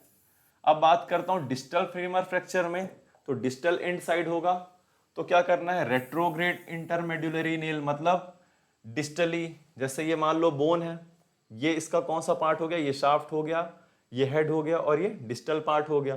तो नेल हम बेसिकली ऊपर से डाल रहे थे, अब हम क्या करेंगे, रेट्रोग्रेड मतलब नीचे साइड से हम नेल को डालेंगे, मतलब रॉड को डालेंगे, तो इसको क्या कहते हैं, रेट्रोग्रेड इंट्रामेडुलरी नेल कहते हैं। और लॉकिंग कंप्रेशन विथ प्लेट्स के द्वारा हम क्या करेंगे, लॉक करेंगे, उस एरिया को स्टेबल करेंगे। रिहैबिलिटेशन पढ़ लेते हैं। रिहैबिलिटेशन क्यों करते हैं, कि प्रिवेंट कर सके स्टिफनेस को। तो इसमें क्या करेंगे, अर्ली फेज में हम करेंगे क्वाड्रिसेप्स एक्सरसाइज। पटेला के रिहैबिलिटेशन में भी मैंने शायद बात की थी क्वाड्रिसेप एक्सरसाइज की। उसमें क्वाड्रिसेप्स बेसिकली क्या होता है, जो थाई रीजन में जो मसल्स रहती हैं हमारी, फोर मसल, क्वाड मतलब हो गया फोर और सेप्स मतलब हो गया मसल, तो फोर जो मसल्स रहती हैं उनकी जो एक्सरसाइज कराते हैं। ये कब कराते हैं, अर्ली फेज में कराते हैं। एंकल पंप एक्सरसाइज मतलब मान लो सिटिंग पोजीशन में आप बैठ जाओ और ये आपका मान लो ये लेग हो गया, तो लेग को हमें क्या करना, पैर तो अभी ऐसे है, मान लो ऐसे है पैर, तो इसको अपने साइड ऐसे उठाओ, कभी ऐसे डाउन करो, ये एंकल पंप एक्सरसाइज हो गया, है ना। ब्रीदिंग एक्सरसाइज, ये सब कब कराते हैं, अर्ली फेज में कराते हैं। लेटर फेज में क्या कराते हैं, लेटर फेज मतलब जब हीलिंग होना चालू हो जाए या हीलिंग के बाद हमें क्या कराना है, ग्रेजुअली वेट बियरिंग और मसल स्ट्रेंथिंग एक्सरसाइज हमें करानी चाहिए। तो ये क्या हो गया, इसका रिहैबिलिटेशन हो गया। इन्वेस्टिगेशन तो हमने पढ़ ही लिया है। अब बात करते हैं फ्रैक्चर ऑफ ह्यूमरस की। तो ह्यूमरस का फ्रैक्चर बेसिकली क्या होता है, ह्यूमरस कहाँ प्रेजेंट रहता है, अपर आर्म की बोन होती है, ये भी लॉन्ग बोन होती है। कहां से कहां एक्सटेंड करती है, तो शोल्डर जॉइंट से जो अपना एल्बो जॉइंट है वहां तक एक्सटेंड करती है, इसके बीच की बोन है। तो पढ़ लेते हैं, fracture of humerus is break in humerus of break in humerus of the long bone. मतलब फ्रैक्चर ह्यूमरस क्या होता है, fracture of humerus is the break in the continuity of the long bone of upper arm extending from shoulder to elbow. Fracture of humerus मतलब break हो जाना continuity of the long bone जो कि extend करती है shoulder से elbow तक, ठीक है। तो इसे हम क्या कहते हैं, फ्रैक्चर ऑफ द ह्यूमरस कहते हैं। इसके टाइप वही तीन टाइप सेम होंगे जो हमने फीमर में पढ़ा, क्या क्या, proximal humerus fracture, shaft fracture और डिस्टल ह्यूमरस फ्रैक्चर। तो शाफ्ट में क्या होगा, वही चार चीज आएंगे पैटर्न, ट्रांसवर्स फ्रैक्चर है कि ऑब्लिक है कि स्पाइरल है कि कम्युनेटेड है। तो हम बात करते हैं पहले प्रॉक्सिमल की। तो प्रॉक्सिमल में यहाँ क्या प्रेजेंट रहता है, सर्जिकल नेक होता है, एनाटॉमी में आपने पढ़ा होगा, एनाटॉमिकल नेक रहता है, ग्रेटर ट्यूब्रोसिटी होती है और लेसर ट्यूब्रोसिटी होती है, ठीक है। ये बोन ऐसे टाइप का रहता है, थोड़ा ऐसे करके, और यहाँ पास हमारा ऐसे करके ग्रेटर और लेसर ट्यूब्रोसिटी रहती है। तो सर्जिकल नेक का फ्रैक्चर होना, एनाटॉमिकल नेक फ्रैक्चर होना, ग्रेटर ट्यूब्रोसिटी और लेसर ट्यूब्रोसिटी साइड में फ्रैक्चर होना, ये क्या हो गया, प्रॉक्सिमल पार्ट ऑफ ह्यूमरस हो गया। Shaft same as femur shaft, transverse oblique spiral comminuted. Distal में क्या क्या होगा, सुप्राकॉन्डाइलर फ्रैक्चर, इंटरकॉन्डाइलर फ्रैक्चर और कॉन्डाइलर फ्रैक्चर। ये तीन चीजें हो गई यहाँ पास। हमने डिस्टल फीमर फ्रैक्चर में हमने सुप्रा और इंटर याद किया था, ठीक है, सुप्राकॉन्डाइलर और इंटरकॉन्डाइलर। यहाँ ह्यूमरस में तीन चीजें आएंगी, सुप्राकॉन्डाइलर, इंटरकॉन्डाइलर और कॉन्डाइलर, ये तीन आ रही है यहाँ पास, तो ये याद रखना। वहां पास प्रॉक्सिमल में क्या था, फीमोरल नेक का हो गया था, इंटरट्रोकेंट्रिक और सब ट्रोकेंट्रिक फ्रैक्चर हो रहा था। यहाँ पास क्या हो रहा है प्रॉक्सिमल में, सर्जिकल, एनाटॉमिकल, ट्यूबरोसिटी, कौन कौन सी, लेसर और ग्रेटर ट्यूबरोसिटी, और यहाँ पास एक एक्स्ट्रा कॉन्डाइलर फ्रैक्चर आ गया। क्लिनिकल फीचर क्या दिखेगा, सीवियर पेन होगा, स्वेलिंग होगा, टेंडरनेस होगा, डिफॉर्मिटी होगा, रेस्ट्रिक्टेड मूवमेंट हो जाएगा, क्रिप्टस साउंड आएगी और पॉसिबल नर्व इंजरी। ये आपको बताना भूल गया, जो ह्यूमरस की जो लॉन्ग बोन रहती है उसमें, जैसे मान लो ये ह्यूमरस की बोन है, इसमें जो नर्व रहती है वो बेसिकली शाफ्ट में इस तरह ऐसे करके जाती है, ठीक है। तो नर्व मान लो ये फ्रैक्चर हुआ, मान लो यहाँ पास ऐसे ये फ्रैक्चर हुआ यहाँ से, तो हो सकता है कि नर्व को भी इंजरी कर दे अगर शाफ्ट रीजन में हो रहा हो तो वही लिखा है पॉसिबल नर्व इंजरी। कब होता है? स्पेशली रेडियल नर्व होती है शाफ्ट फ्रैक्चर में, तो रेडियल नर्व का क्या हो जाता है? इंजरी हो जाता है शाफ्ट के फ्रैक्चर में। रेडियल नर्व इंजरी से होता क्या क्या है? तो रेडियल नर्व इंजरी से रिस्ट ड्रॉप हो जाता है। रिस्ट ड्रॉप मतलब जो ये कलाई है ये उठ नहीं पाती ऊपर, जैसे ये मैं हाथ को अपने, ये कलाई है तो मैं इसको ऐसे कर ले रहा हूं तो ऐसे भी नहीं कर पाऊंगा, मतलब फिंगर को मैं ऐसे एक्सटेंड नहीं कर पाऊंगा, ठीक है। तो ये क्या होती है? रिस्ट ड्रॉप हो गया। इनएबिलिटी टू एक्सटेंड फिंगर, मतलब ये जो फिंगर है इसको मैं सीधा ऐसे नहीं कर पाऊंगा, है ना। ये सब हमारे क्या हो गए? रेडियल नर्व इंजरी के कारण। और कब होता है? जब शाफ्ट का फ्रैक्चर होता है। क्यों? क्योंकि जो रेडियल नर्व है वो शाफ्ट के थ्रू ही जाती है, एकदम ऑब्लिकली जाती है। इन्वेस्टिगेशन इसमें क्या करेंगे? एक्सरे करेंगे। अब एक्सरे किसका करेंगे? ह्यूमरस का करेंगे, और साथ ही साथ ऊपर शोल्डर जॉइंट से वो अटैच है उसका प्रॉक्सिमल पार्ट, और ह्यूमरस का जो डिस्टल पार्ट है वो एल्बो जॉइंट से है। तो एक्सरे ऑफ ह्यूमरस करेंगे, X ray of shoulder and elbow करेंगे। सीटी स्कैन कब करेंगे? जब सिंपल फ्रैक्चर ना हो गए, कॉम्प्लेक्स हो गया हो, मतलब 2-3 फ्रेगमेंट हो गए हो हमारे ह्यूमरस के, तब हमको करना है। अब बात करते हैं ट्रीटमेंट की। तो ट्रीटमेंट में हम क्या करेंगे? इसमें एनाल्जेसिक, बेसिकली पेन रिलीवर होता है। आर्म इमोबिलाइजर बाई स्प्लिंटिंग, या फिर स्लिंग कर सकते हैं, ऐसे करके रोक सकते हैं जो गले से बांध देते हैं, या प्लास्टर ऑफ पेरिस हम कर सकते हैं। तो लिखा भी हुआ है arm immobiliser, sling, splint. Ice application क्यों करते हैं? कि रिड्यूस हो सके स्वेलिंग। तो ये हमारे क्या थे? इमरजेंसीज थे। क्या क्या थे? पहले हम पेन रिलीवर देंगे, एनाल्जेसिक। आइस एप्लीकेशन कराते हैं स्वेलिंग को कम करने के लिए। आर्म को इमोबिलाइजेशन, मतलब प्रिवेंट करना मूवमेंट, किसके द्वारा? स्लिंग के द्वारा या फिर स्प्लिंट के द्वारा हम कर सकते हैं। अब बात करते हैं, अगर मान लो ये हमारा क्या था? इमरजेंसी केयर था, कि वेदर द फ्रैक्चर हो रहा है, मतलब कहां फ्रैक्चर हो रहा है ये डिपेंड नहीं कर रहा कि प्रॉक्सिमल में हो रहा है कि शाफ्ट में हो रहा है कि डिस्टल में हो रहा है, हम ये नहीं देख रहे, हमको इमरजेंसी ट्रीटमेंट करनी है। तो इमरजेंसी ट्रीटमेंट में हमेशा याद रखो कि हमें क्या करना है? पहले जो पार्ट फ्रैक्चर है उसको इमोबिलाइज करना है। उसके बाद क्या करना है? वहां स्वेलिंग हो रही है तो स्वेलिंग को कम करेंगे। तीसरा क्या करेंगे कि अगर मान लो ब्लीडिंग हो रही तो ब्लीडिंग स्टॉप करेंगे। फिर चौथा क्या करेंगे? पेन हो रहा है तो पेन को कम करेंगे। अब ये जो मैंने पॉइंट बताई है आप ऊपर नीचे कर सकते हो, ऐसा नहीं है, बस ये याद रखो कि इमरजेंसी केयर में करना क्या है। फिर जब हम बात करते हैं कि प्रोक्सिमल में हुआ तो हम ऑरिफ कर दी, जैसे फीमर में, है ना। तो ये चीजें बाद में डिपेंड करती है कब ट्रीटमेंट करना। अभी इमरजेंसी में पेशेंट आया, तो इमरजेंसी में आया है तो इमरजेंसी ट्रीट करेंगे हम। अब बात करते हैं प्रॉक्सिमल ह्यूमरस फ्रैक्चर की, ठीक है। तो प्रॉक्सिमल ह्यूमरस फ्रैक्चर में हमें क्या करना है? तो ये डिपेंड करता है डिस्प्लेस्ड है कि अनडिस्प्लेस्ड है। हमने डिस्प्लेस्ड अनडिस्प्लेस्ड इससे पहले कहां पढ़ा था? इससे पहले हमने पटेला में पढ़ा था कि डिस्प्लेस्ड है कि अनडिस्प्लेस्ड है। तो अनडिस्प्लेस्ड होगा तो हमको क्या करना है? मतलब स्टेबल है फ्रैक्चर, तो आर्म स्लिंग का प्रयोग करना है। हमने पटेला में पढ़ा था कि 4 to 6 वीक्स तक एक्सटेंशन में था। यहां पास क्या हो रहा है? आर्म स्लिंग कब तक लगाना है? 2 to 3 वीक्स। मतलब अगर मान लो मेरा ह्यूमरस का प्रॉक्सिमल पार्ट टूटा है तो शोल्डर जॉइंट भी थोड़ा बहुत अफेक्ट हो रहा होगा मेरा, तो क्या होगा? ऐसे करके पट्टी गले के थ्रू ऐसे करके ये लटका रहेगा, किसका मूवमेंट स्टॉप हो जाए या प्रिवेंट हो जाए। तो कब तक लगा के रखना पड़ेगा? 2 to 3 वीक्स लगा के रखना पड़ेगा। अर्ली पेंडुलम एक्सरसाइज करवाया जाता है और फिजियोथेरेपी करवाई जाती है। अगर डिस्प्लेस्ड हो चुका है, मतलब अनस्टेबल फ्रैक्चर है, तो क्या कराना है? ऑरिफ करवाना है, मतलब सर्जिकल अप्रोच करा रहे हैं, open reduction and internal fixation. Shoulder replacement करा रहे हैं, जिसको हम क्या कहते हैं? आर्थोप्लास्टी कहते हैं। अब बात करते हैं ह्यूमरस शाफ्ट की। तो प्रॉक्सिमल वाला हमारा हो गया। प्रॉक्सिमल में अगर डिस्प्लेस्ड है तो सर्जरी कर दी हमने, और अगर मान लो अनडिस्प्लेस्ड है तो स्लिंग लगा दिया 2 to 3 वीक्स के लिए। अब बात करते हैं शाफ्ट में। तो शाफ्ट में हमको यू स्लैब लगाना है। You slab basically plaster of Paris. Functional brace लगाने, ब्रेस बेसिकली वायरिंग होती है, उसके प्रयोग से जो स्टेबल किया जाता है वहां पास। सर्जिकल इंडिकेशन बताया कब कब सर्जिकल ट्रीटमेंट करना है, तो ओपन फ्रैक्चर में करना है। रेडियल नर्व इंजरी हो रही है शाफ्ट में तब करना है। वास्कुलर इंजरी हो रही है तब करना है, ठीक है। ये चीज में हमको सर्जिकल ट्रीटमेंट करनी है। वास्कुलर इंजरी मतलब ब्लीडिंग हो रही है, अनकंट्रोल ब्लीडिंग हो रही है, तब हमको तुरंत सर्जरी ऑपरेट करना पड़ेगा। और कब रेडियल नर्व इंजरी हो रही है तब हमको अप्रोच करना पड़ेगा। और ओपन फ्रैक्चर है तो ओपन फ्रैक्चर में तो हमको इंटरनल फिक्सेशन करना ही पड़ेगा। साथ ही साथ हमने अभी तक क्या देखा कि जो डिस्प्लेस्ड हो चुके हैं मतलब अनस्टेबल जो फ्रैक्चर है उसमें भी हम सर्जिकल अप्रोच कर रहे थे। अब बात करते हैं डिस्टल ह्यूमरस फ्रैक्चर की। तो शाफ्ट हमारा हो गया जिसमें पीओपी और फंक्शनल ब्रेस लगा रहे थे।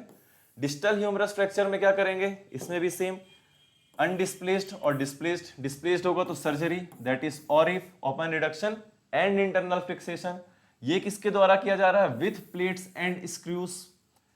चाइल्ड में क्या करेंगे, क्लोज रिडक्शन करेंगे, क्रिश्नर वायर फिक्सेशन के basically Kirschner wire fixation, wire के द्वारा फिक्स करेंगे और क्लोज रिडक्शन करेंगे। क्लोज रिडक्शन मतलब जो ओवरलाइंग जो स्किन और जो सॉफ्ट टिश्यू है उसको फील करके हम अलाइन करेंगे बोन को। तो ये चाइल्ड में ये हो गया। चाइल्ड में क्या कर रहे हैं हम लोग, चाइल्ड में अगर डिस्प्लेस्ड भी हुआ होगा तो हम क्या करेंगे, क्लोज रिडक्शन करेंगे क्रिश्नर वायर फिक्सेशन से, क्रिश्नर वायर फिक्सेशन भी करेंगे। और मान लो अनडिस्प्लेस्ड हुआ, ठीक है, अनडिस्प्लेस्ड में above elbow cast, elbow cast के ऊपर मतलब प्लास्टर ऑफ पेरिस लगाएंगे यहाँ पास एल्बो के ऊपर। डिस्टल में डिस्प्लेस्ड होगा तो सर्जरी करनी पड़ेगी, surgery with plates and screws. तो डिस्टल ह्यूमरस फ्रैक्चर में हमने दो चीजें पढ़ी, एक अनडिस्प्लेस्ड और डिस्प्लेस्ड। अनडिस्प्लेस्ड मतलब स्टेबल है, तो स्टेबल में हमने क्या किया, एल्बो कास्ट के ऊपर क्या लगाया हमने, पीओपी लगा दी। उसके बाद हमने डिस्प्लेस्ड में क्या किया, ऑरिफ विथ प्लेट एंड स्क्रूज। और चाइल्ड में हम क्या करेंगे, यही चीज क्लोज रिडक्शन करेंगे क्रिश्नर वायर फिक्सेशन के साथ। चाइल्ड मतलब बहुत छोटा बच्चा हो, उसका अगर गलती से हो गया हो, हैंड मसल पुल ऑन हो गया हो, तब हम उसमें क्लोज रिडक्शन और क्रिश्नर वायर फिक्सेशन करेंगे। ऐसा नहीं कि जैसे मान लो मेरे को हुआ तो मेरे को क्लोज रिडक्शन नहीं करेंगे, मेरे को क्या करेंगे, ऑरिफ विथ प्लेट एंड स्क्रूज करेंगे। लेकिन मान लो जो बहुत छोटा बच्चा है उसमें सर्जरी ऑपरेट नहीं कर पा रहे तो हम क्या करेंगे, क्लोज रिडक्शन और क्रिश्नर वायर फिक्सेशन करेंगे। और सर्जिकल ट्रीटमेंट की इंडिकेशन ही बता दी गई है कि अगर वास्कुलर इंजरी हो रही है मतलब ब्लीडिंग होने चालू हो गया हो या फिर नर्व इंजरी हो गई हो तब हमको सर्जिकल अप्रोच करना पड़ता है। और लास्टली अगर ओपन फ्रैक्चर है मतलब सब कुछ टीयर हो चुका है तो क्लोज रिडक्शन तो हम कर नहीं पाएंगे, तो ऑरिफ उसमें करना पड़ेगा। अब बात करते हैं रिहैबिलिटेशन। तो रिहैबिलिटेशन में हम क्या करेंगे, finger wrist elbow exercise, muscle strengthening exercise, ठीक है। तो ये हमारा क्या हो गया, ये हमारा फ्रैक्चर ऑफ ह्यूमरस हो गया। अब बात करते हैं कॉलिस फ्रैक्चर की।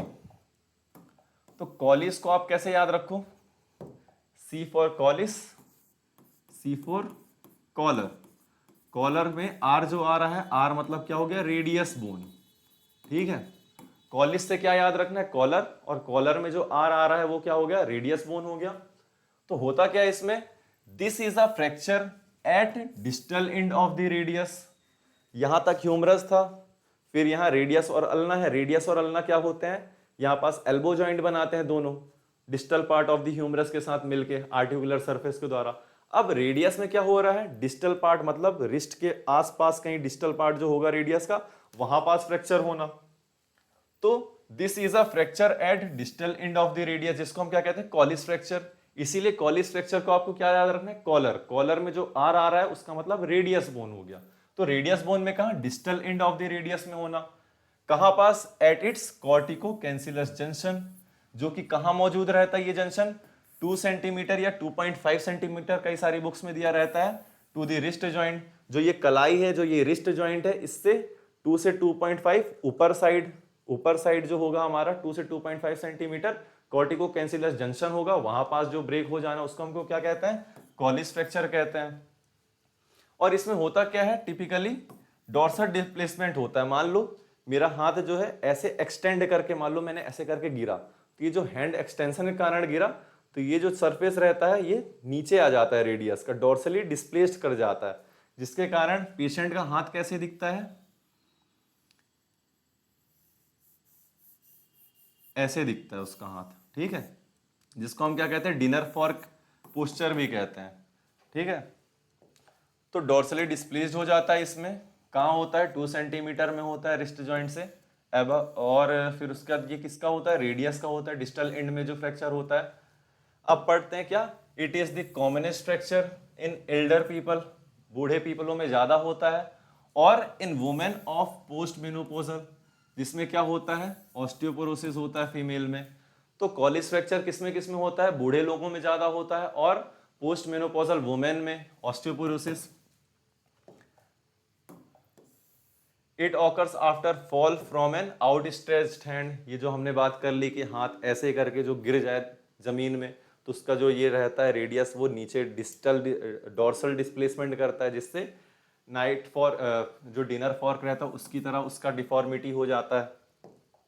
सिम्टम्स क्या दिखेंगे, तो सीवियर रिस्ट पेन होगा, स्वेलिंग होगी, difficulty in moving in wrist, distal part में हुआ है जहां रिस्ट जॉइंट बनता है मेटाकार्पल से, तो मूवमेंट में दिक्कत आएगी। यहाँ पास रिस्ट साइड क्या होगा, स्वेलिंग और पेन होगी, ठीक है। लॉस ऑफ हैंड फंक्शन, ये जो हैंड का मेरा फंक्शन है कि मैं ये पेन पकड़ रहा हूँ, ऐसे उछाल ले रहा हूँ, तो ये हैंड फंक्शन नहीं हो पाएगा, ठीक है। अब बात कर लेते हैं साइन की, तो क्या क्या साइन दिखेंगे हमें, मतलब जब पेशेंट आएगा तो अगर वो जो कंप्लेन बता रहा है कि मेरे को फीवर है, मेरे को शरीर दर्द दे रहा, तो ये सब क्या हो गया, सिम्टम हो गया। लेकिन जो हम पेशेंट को देख रहे हैं उसे हम क्या कहते हैं, साइन कहते हैं, ठीक है। तो साइन में हमें क्या देखने को मिलेगा, जब हम उसके टूटे हुए पोर्शन में, मान लो ये जो है यहाँ पास से ये कॉलिस फ्रैक्चर का मान लो ये फ्रैक्चर है, जब फ्रैक्चर के एंड को जब छुएगा तो उसको बहुत दर्द होगा, तो साइन में क्या देखने को मिलेगा, टेंडरनेस मिलेगा, रिस्ट स्वेल दिखेगा, और डिफॉर्मिटी कैसी रहेगी, dinner fork deformity, dinner fork की तरह दिखेगा।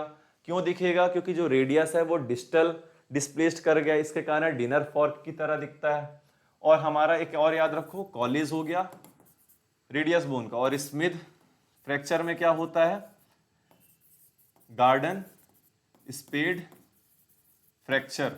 एक बार आप गूगल करके डायग्राम देख लेना, कॉलिस में कैसा दिखता है, डिनर फॉर्क डिफॉर्मिटी दिखता है, और स्मिथ में कैसा दिखता है, गार्डन स्पीड फ्रैक्चर की तरह दिखता है, ठीक है, गार्डन स्पीड इसकी तरह दिखता है डिफॉर्मिटी। इन्वेस्टिगेशन क्या करेंगे इसमें, हम एक्सरे करेंगे, ठीक है। और हमने क्या पढ़ा था, ओल्डर पीपल को होता है, और किसको होता है, पोस्ट मेनोपॉजल वुमेन को होता है ऑस्टियोपोरोसिस के कारण। तो डेक्सा स्कैन भी लिख लेना कि डेक्सा स्कैन भी हम करेंगे। और मान लो रिस्ट साइड ज़्यादा ही अगर मान लो मल्टीपल फ्रेगमेंट हो गया तो हम सीटी स्कैन भी करा सकते हैं। ट्रीटमेंट क्या करेंगे, इमरजेंसी ट्रीटमेंट में फिर वही चीज़ जो हमने फीमर और ह्यूमरस और जो पटेला में हमने इमरजेंसी ट्रीटमेंट किया वही करना। अब बिना देखे बात करते हैं, इमरजेंसी ट्रीटमेंट में क्या करोगे, कोई पेशेंट आएगा उसको पेन हो रहा है तो हम क्या करेंगे, एनाल्जेसिक दवाई दे देंगे, ट्रेमाडोल दे देंगे। और क्या करेंगे, जो साइट है जहाँ पास फ्रैक्चर हुआ है उसको प्रिवेंट करेंगे मूवमेंट से, तो हम क्या करेंगे, इमोबाइलाइजेशन करेंगे। उसके बाद हम क्या करेंगे, आइस थेरेपी देंगे कि स्वेलिंग कम हो सके। साथ ही साथ अगर ब्लीडिंग हो रही होगी मान लो तो एबीसी उसका मेंटेन करेंगे। शॉक में जा रहा होगा तो आईवी फ्लूइड चढ़ाएंगे। ये इमरजेंसी चीजें होगी, पढ़ लेते हैं। इमोबिलाइज प्रिवेंट करेंगे movement, ice application swelling down करता है, एलिवेशन ये भी स्वेलिंग डाउन करता है, एनाल्जेसिक पेन को डाउन करता है। कंजर्वेटिव ट्रीटमेंट की बात कर लेते हैं, तो कंजर्वेटिव ट्रीटमेंट क्या, अगर मान लो डिस्प्लेस्ड हो गया तो surgical approach that is open reduction and internal fixation, undisplaced में हम क्लोज रिडक्शन कर दिए। रिहैबिलिटेशन में क्या करेंगे, जो भी मूवमेंट के लिए जो एक्सरसाइज बताई गई है वो एक्सरसाइज कराएंगे। कॉम्प्लिकेशन क्या होगा, स्टिफनेस हो सकता है जॉइंट का, अगर मान लो रिहैबिलिटेशन ढंग से नहीं हुआ, जो एक्सरसाइज हमें करवानी थी वो ढंग से नहीं हुई तो इसके कारण स्टिफनेस हो सकता है। साथ ही साथ मीडियन नर्व कंप्रेशन हो सकता है। रेडियल नर्व कहाँ पढ़े थे, रेडियल नर्व हमने पढ़ा था ह्यूमरस की शाफ्ट से गुजरता है, और मीडियन नर्व कहाँ से गुजरता है, रेडियस साइड से गुजरता है, तो मीडियन नर्व कंप्रेशन हो सकता है। सडैक ऑस्टियो डिस्ट्रॉफी, ठीक है, मतलब ऑनसेट ऑफ पेन, मतलब नॉर्मली क्या माना जाता है कि मान लो अगर किसी का बोन फ्रैक्चर हुआ उसको पीओपी चढ़ा दिए हम लोग, ठीक है, प्रिवेंट कर दिए इमोबिलाइजेशन, फिर 2 से 3 हफ्ते अगर मान लो हमने किया हुआ है तो उसके बाद क्या करते हैं, खोल देते हैं मतलब कि अब वह ठीक हो गया है बोन, वो मूव कर सकता है। लेकिन कभी कभी क्या रहता है कि सब कुछ हील होने के बावजूद कुछ ना कुछ पता नहीं क्या रहता है कि पेन होता है, पेन होते रहता है। कई लोग क्या बोलते हैं कि प्लास्टर तो उतर गया फिर भी पेन हो रहा है, तो उसी चीज को हम क्या कहते हैं, सडैक ऑस्टियो डिस्ट्रॉफी कहते हैं, जिसमें पेन जो है वह खत्म नहीं हो पाता, एक नॉर्मल ड्यूरेशन तक पेन होता है उस अफेक्टेड एरिया में, लेकिन वह खत्म हो जाना चाहिए नॉर्मल ड्यूरेशन तक। अगर उससे भी ज्यादा एक्सटेंड कर रहा है पेन तो उसको हम क्या कहते हैं, सडैक ऑस्टियोडिस्ट्रोफी, जो कि कॉम्प्लिकेशन होता है। स्टिफनेस ऑफ जॉइंट होना, मीडियन नर्व का कंप्रेशन होना, कार्पेल टनल सिंड्रोम और सडैक ऑस्टियोडिस्ट्रोफी। सडैक ऑस्टियोडिस्ट्रोफी नहीं याद हो रहा है तो आपने वो क्या लिखना है कि pain last longer than the normal time duration, उससे भी ज्यादा लंबे समय तक पेन होना। ये कॉम्प्लिकेशन हो गए हमारे। तो आई होप आपको समझ में आ गया होगा ह्यूमरस कॉलिस फ्रैक्चर सबका। हमने जो इन्वेस्टिगेशन है, अगर हमें कॉज मालूम है तो हम कर लेंगे, बाकी ट्रीटमेंट सबका इजी है। अब पढ़ना है संधि मुक्त के भेद और उसका विशेष लक्षण, साथ ही साथ हमें क्या देखना है, अस्थि भग्न पढ़ना है। संधि मुक्त को हम क्या कहते हैं, डिसलोकेशन कहते हैं, और अस्थि भग्न को क्या कहते हैं, फ्रैक्चर कहते हैं।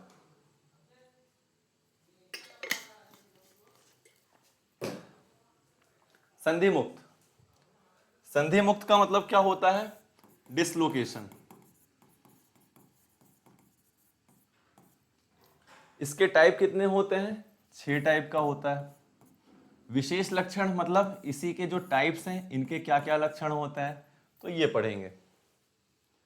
तो संधि मुक्त के 6 भेद क्या क्या, उपविष्ट, विश्लिष्ट, विवर्तित, अवक्षिप्त, अतिक्षिप्त, तिर्यक्षिप्त। क्या मैंने बोला, उपविष्ट, विश्लिष्ट, विवर्तित, क्या क्या, उपविष्ट, विश्लिष्ट, विवर्तित, अवक्षिप्त, अतिक्षिप्त और तिर्यक्षिप्त।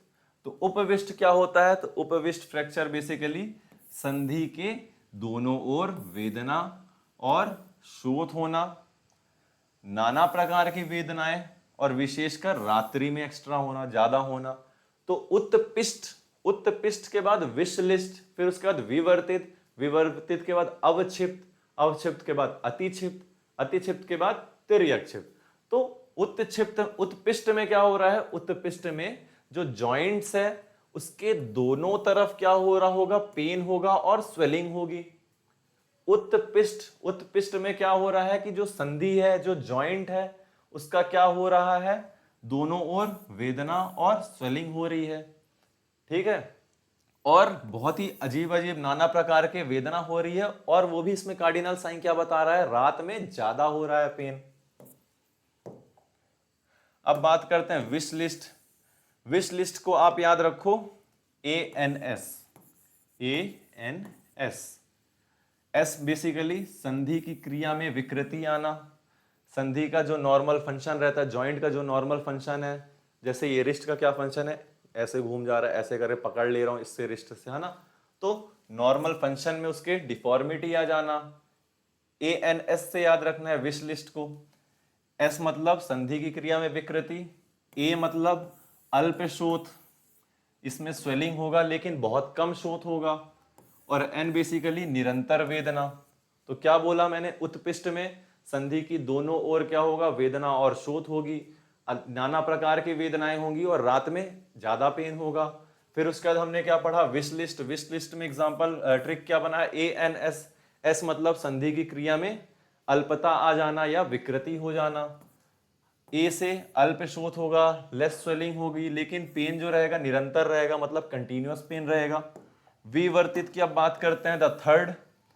इसमें क्या होता है, जो संधि रहता है, संधि के एक पार्श्व में खिसक जाने से उस अंग में विषमता हो जाती है तथा वेदना होती है। मतलब जो संधि है, ठीक है, मान लो ये जो बोन है, एक और ये बोन है, यहाँ पास ऐसे करके मान लो ये संधि बनी हुई है इनके बीच, इसका क्या हो जाना, खिसक जाना, चाहे तो इस साइड खिसक जाएगा या ऐसे खिसक, जैसे मान लो ये बोन है अपना, ये नी रीजन है, मान लो ये नी है यहाँ पास, तो नी का चाहे तो इस साइड खिसक जाना मीडियन, या फिर लेटरल खिसक जाना। इससे क्या होगा, डिफॉर्मिटी आ जाएगी स्ट्रक्चर में, ठीक है, और क्या होगा, पेन होगा। तो वही कह रहा है, विवर्तित में क्या होगा, संधि का एक पार्श्व में खिसक जाना, मतलब साइड में खिसक जाना। कौन सी साइड, मीडियल और लेटरल, किसी भी साइड खिसक जाना। उससे क्या होगा, डिफॉर्मिटी दिखेगी स्ट्रक्चर में और पेन होगा।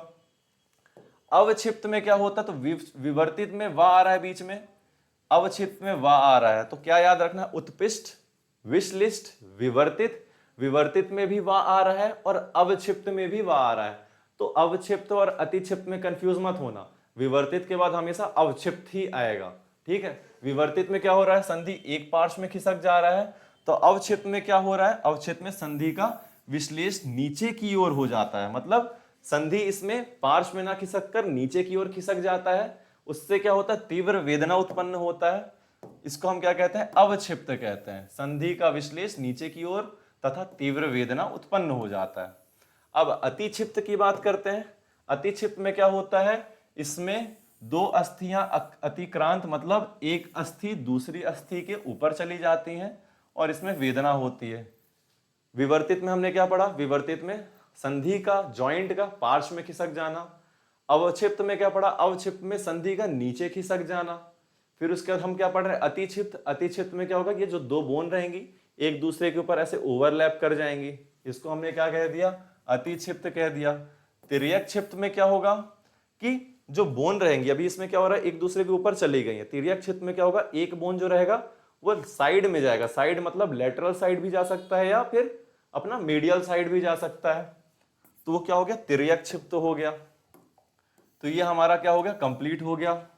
संधि मुक्त, संधि मुक्त को डिसलोकेशन कहते हैं, 6 प्रकार का होता है। उत्पिष्ट, उसके बाद उत्पिष्ट के बाद हमने क्या पढ़ा, उत्पिष्ट, विश्लिष्ट, विश्लिष्ट के बाद विवर्तित, विवर्तित के बाद हमने क्या पढ़ा, अवक्षिप्त, अवक्षिप्त के बाद अतिक्षिप्त और तिर्यकक्षिप्त। विवर्तित और अवक्षिप्त में संधि का एक जगह पार्श्व में जा रहा था, एक में नीचे जा रहा था। अति और तिर्यक में क्या हो रहा था, अति में एक दूसरे के ऊपर ओवरलैप कर रहा था और तिर्यक में पहली बोन जो है दूसरे बोन के साइड में घुस जा रही थी। फिर हमने क्या पढ़ा, विश्लिष्ट में एएनएस करा, एएनएस करके पढ़ा। और उत्पिष्ट में क्या हो रहा था, संधि के दोनों साइड क्या हो रहा था, पेन और स्वेलिंग हो रहा था, साथ ही साथ क्या हो रहा था, रात्रि में पेन ज्यादा बढ़ रहा था। अब बात करते हैं कांड भग्न की। तो कांड भग्न कितने प्रकार का होता है, तो कांड भग्न होता है 12 प्रकार का। अब इसका भी एक ट्रिक है जो कि आप याद करना मेरे साथ, क्या क्या, आपका स्पेक कौन ले गया, छिवम ले गया। तो क्या याद रखना अपने को, अस्थि भग्न कितने प्रकार का होता है, अस्थि भग्न को ही हम कांड भग्न भी कहते हैं। भग्न मतलब फ्रैक्चर और मुक्त मतलब डिसलोकेशन। तो फ्रैक्चर या कांड भग्न या अस्थि भग्न कितने प्रकार का होता है, 12 टाइप्स का होता है। और इसका कैसे ट्रिक याद करना है, आपका स्पेक छिवम ले गया, नॉट शिवम, इट्स छिवम। तो आपका स्पेक छिवम ले गया, छी से क्या हो जाएगा, छिन्न हो जाएगा, छिन्न भग्न। वा से क्या होगा, वक्र भग्न। और मां से क्या हो जाएगा, मज्जानुगत। ठीक है। अब एस से क्या होगा, स्फुटित। पी से क्या होगा, पाटित। ए से क्या होगा, अतिपाटित। ची से क्या होगा, चूर्ण। और के से क्या होगा, कांड भग्न। कांड भग्न यहां भी लिखा है तो कांड भग्न यहां भी आ गया। फिर आपका तो अश्वकर्ण ए से, ठीक है। के से क्या होगा, कर्कटक। ए से क्या होगा, अस्थि छल्लित। और पी अपन इसमें देखते हैं तो कर्कटक। ठीक है। तो कर्कटक क्या होता है, ये 12 प्रकार कर लीजिएगा, अगर आपको पीडीएफ मिलेगी 13 प्रकार का नहीं 12 प्रकार का होता है। या फिर ऐसे भी याद रख सकते हैं कि 12 बजे ही कांड होता है। ठीक है, तो ये भी याद रख सकते हैं। और 12 प्रकार का नाम कैसे याद किया अपन, आपका स्पेक छिवम ले गया। तो अब बात करते हैं कर्कटक की। तो कर्कटक क्या होता है, बेसिकली भग्न के दोनों ओर उत्सेद तथा मध्य में भग्न ग्रंथि के समान उन्नत हो जाती है। उत्पिष्ट में हम क्या पढ़ रहे थे कि संधि के दोनों ओर वेदना और स्वेलिंग हो रहा था, दोनों ओर हो रहा था, और नाना प्रकार के क्या होते वेदना और रात्रि में बढ़ रहे थे। यहाँ कर्कटक में क्या बोल रहा है कि जो फ्रैक्चर है, फ्रैक्चर के दोनों ओर क्या होगा, उत्सेद हो जाएगा, स्वेलिंग हो जाएगी। और क्या होगा, जो मध्य है उसमें क्या होगा, ग्रंथि के समान उन्नति हो जाएगी। अश्वकर्ण, अश्व मतलब होता है घोड़ा और कर्ण मतलब कान। तो जो भग्न प्रदेश है, जो फ्रैक्चर एरिया है, वह घोड़े के कान की तरह ऊंचा उठा हुआ होता है। घोड़े के कान मतलब ऐसे करके रहता है, ठीक है, ऑब्लिक। तो जो ऑब्लिक फ्रैक्चर रहता है उसको हमने क्या कह दिया, भग्न प्रदेश मतलब अश्वकर्ण कह दिया। चूर्णित, चूर्णित मतलब यदि अस्थि को स्पर्श करने पर शब्द सुनाई दे, अस्थि को जब छुओगे तो वहां क्रिप्टस साउंड आए, शब्द सुनाई दे, तो उसको क्या कह दिया, चूर्णित कह दिया। पिच्छित क्या होता है,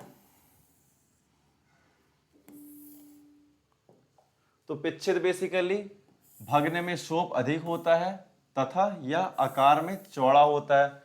पिच्छित मतलब चपटा दो एकदम, तो क्या होगा, शोथ बहुत होगा और आकार में ये चौड़ा होगा। हमने क्या पढ़ा था संधि मुक्त में, क्या पढ़ा था हमने, संधि मुक्त में हमने जो उत्पिष्ट के बाद क्या देखा था, विश लिस्ट। विश लिस्ट में क्या था, निरंतर वेदना अल्प शोथ, है ना। इसमें क्या हो रहा है, जो शोथ है पिच्छित में वो अधिक हो रहा है और यह आकार में कैसा हो जाता है, चौड़ा चपटा हो जाता है। अस्थि छल्लित भग्न में क्या होगा, भग्न में अस्थि एक तरफ से नीचे तथा एक तरफ से ऊंची उठ जाती है। अस्थि नॉर्मल ना होके एक तरफ से नीचे और एक तरफ से ऊपर की ओर उठ जाती है, ऐसा फ्रैक्चर। कांड भग्न क्या होता है, तो कांड भग्न जो भग्न को हिलाने से कंपन करता हो, अगर मतलब उसमें अगर मूवमेंट कर दिए उस फ्रैक्चर रीजन में तो वो कांपने लगेगा हल्की सी मूवमेंट में, उसे कांड भग्न कह दिए।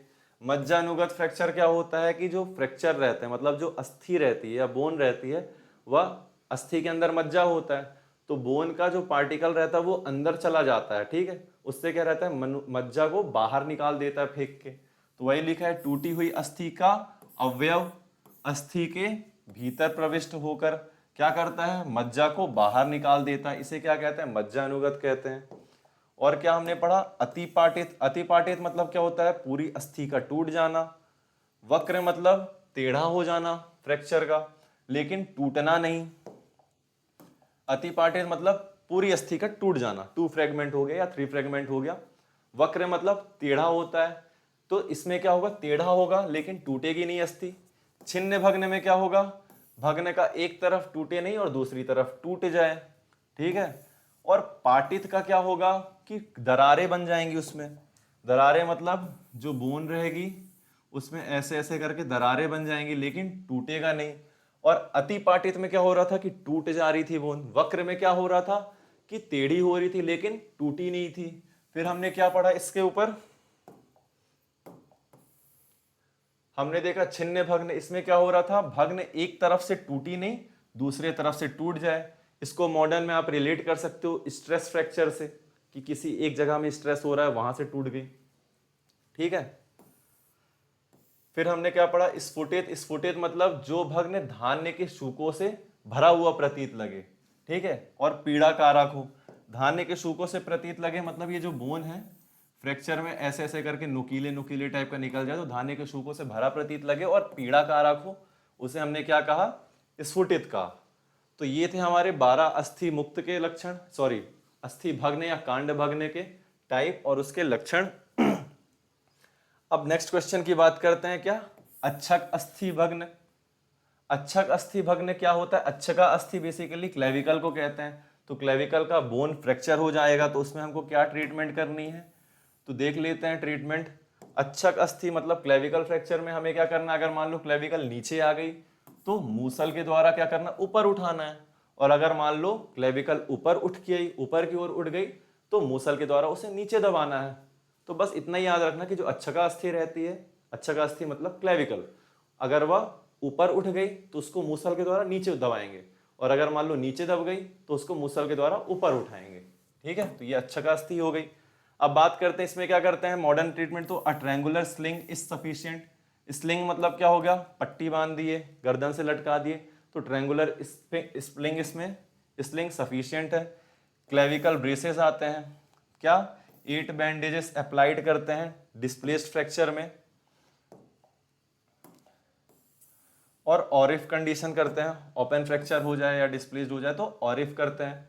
तो ट्रायंगुलर स्लिंग सफिशिएंट है। और अगर मान लो क्लेविकल ब्रेसेस लगाना है तो वो भी लगा सकते हैं, उसमें 8 बैंडेजेस के द्वारा क्या कर देते हैं अपन, उसको एडेसिव टेप के द्वारा जोड़ देते हैं उसको, ठीक है, स्प्लिटिंग। और डिस्प्लेस्ड फ्रैक्चर है तो उसमें हमको क्या करना है, सर्जरी करना पड़ेगा, that is open reduction and internal fixation. अब बात करते हैं ऑस्टियोमाइलिटिस की। तो ऑस्टियोमाइलिटिस क्या होता है? ऑस्टियोमाइलिटिस बेसिकली होता है माइक्रो ऑर्गेनिज्म के इन्फेक्शन के द्वारा। कौन सा माइक्रो ऑर्गेनिज्म? स्टेफाइलोकोकस ऑरियस के द्वारा होता है। तो पढ़ लेते हैं, osteomyelitis is infection of borne by micro organism और इट कैन बी एक्यूट और क्रोनिक। तो ऑस्टियोमाइलिटिस क्या होता है? एक्यूट भी होता है और क्रोनिक भी होता है। एक्यूट बेसिकली कब होता है? तो दिस कैन बी प्राइमरी और सेकेंडरी। एक्यूट को भी दो भागों में बांट दिया गया, acute osteomyelitis primary and acute osteomyelitis secondary. Primary basically क्यों होता है? हिमेटोजीनस। हिमेटोजीनस मतलब ब्लड के थ्रू जो स्प्रेड करे वो हिमेटोजीनस हो गया, और ये प्राइमरी होता है एक्यूट ऑस्टियोमाइलिटिस जो ब्लड के थ्रू स्प्रेड करे। सेकेंडरी बेसिकली ओपन फ्रैक्चर हो जाए तो उससे जो माइक्रो ऑर्गेनिज्म जो ब्लड वास्कुलर एरिया में घुस जाए, इसके कारण क्या होगा, जो स्प्रेडिंग होगी वो सेकेंडरी हो गई। तो हमने ऑस्टियोमाइलिटिस क्या पढ़ा? ऑस्टियोमाइलिटिस बेसिकली मतलब होता है इन्फेक्शन किसके द्वारा? माइक्रो ऑर्गेनिज्म के द्वारा। और यह कितने प्रकार का होता है ऑस्टियोमाइलिटिस? तो एक्यूट और क्रोनिक। एक्यूट में हमने फिर और सब टाइप पढ़ा, प्राइमरी और सेकेंडरी।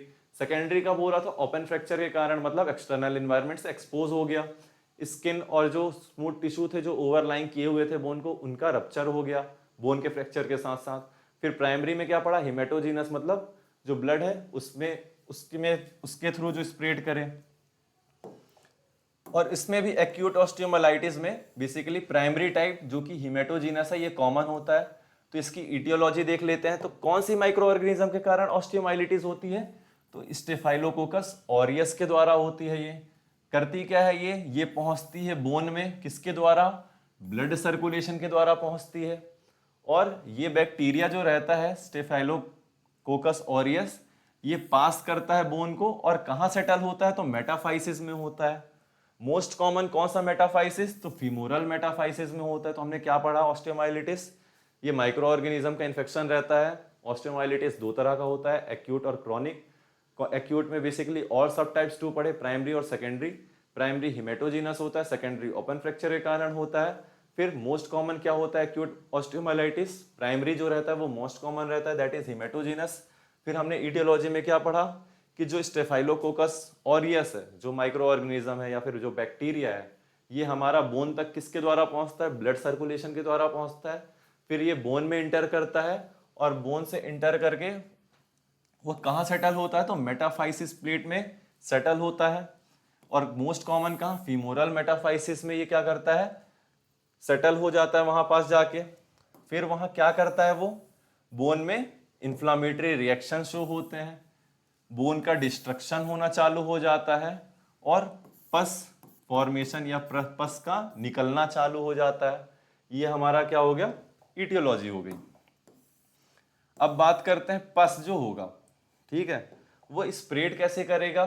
तो along the medullary cavity out of cortex, मतलब जो ये बोन है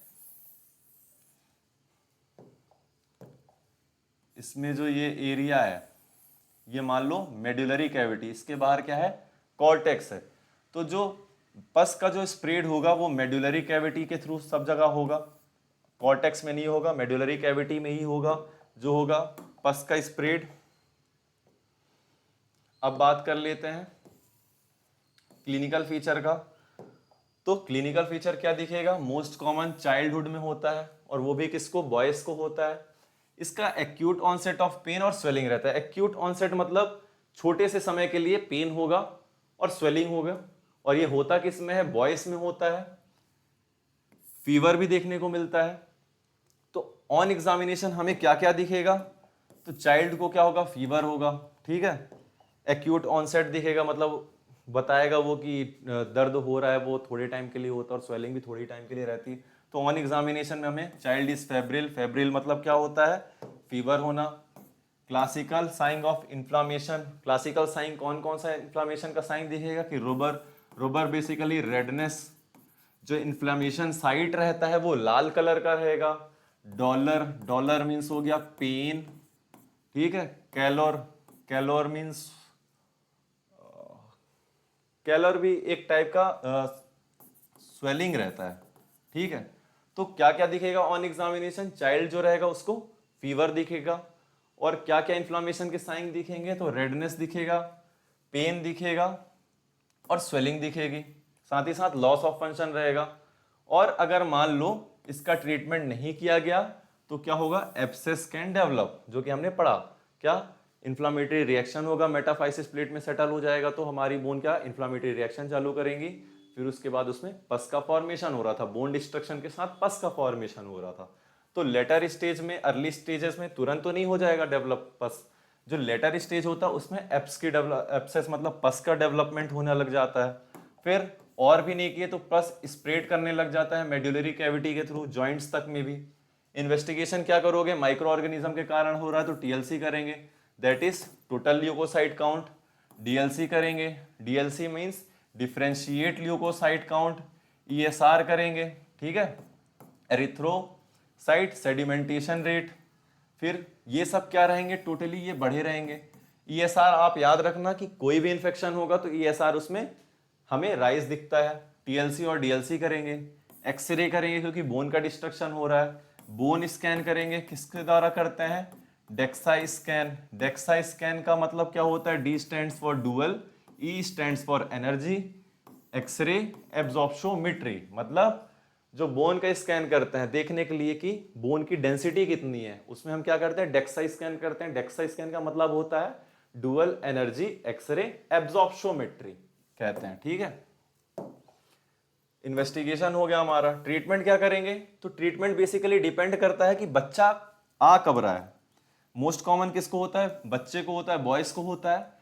और ये डिपेंड करता है ट्रीटमेंट कि बच्चा आ कब रहा है, मतलब जब सिम्टम शो हुआ, सिम्टम में क्या फीवर शो हुआ, क्लासिकल ट्रायड ऑफ जो साइन उसमें शो हो रहा हो, रेडनेस, इन्फ्लामेशन, पेन होना, ठीक है। तो जब सिम्टम शो होगा तो बच्चा कब आ रहा है उस सिम्टम के बाद, वो डिपेंड करता है। तो दो कंडीशन बनती है, क्या, अगर मान लो सिम्टम शो हुआ और विद इन 48 आवर आया, मतलब 2 दिन के अंदर अगर मान लो बच्चा आया, तो उसमें क्या होगा, ये संभावना रहेगी कि अभी तक पस का फॉर्मेशन नहीं हुआ है।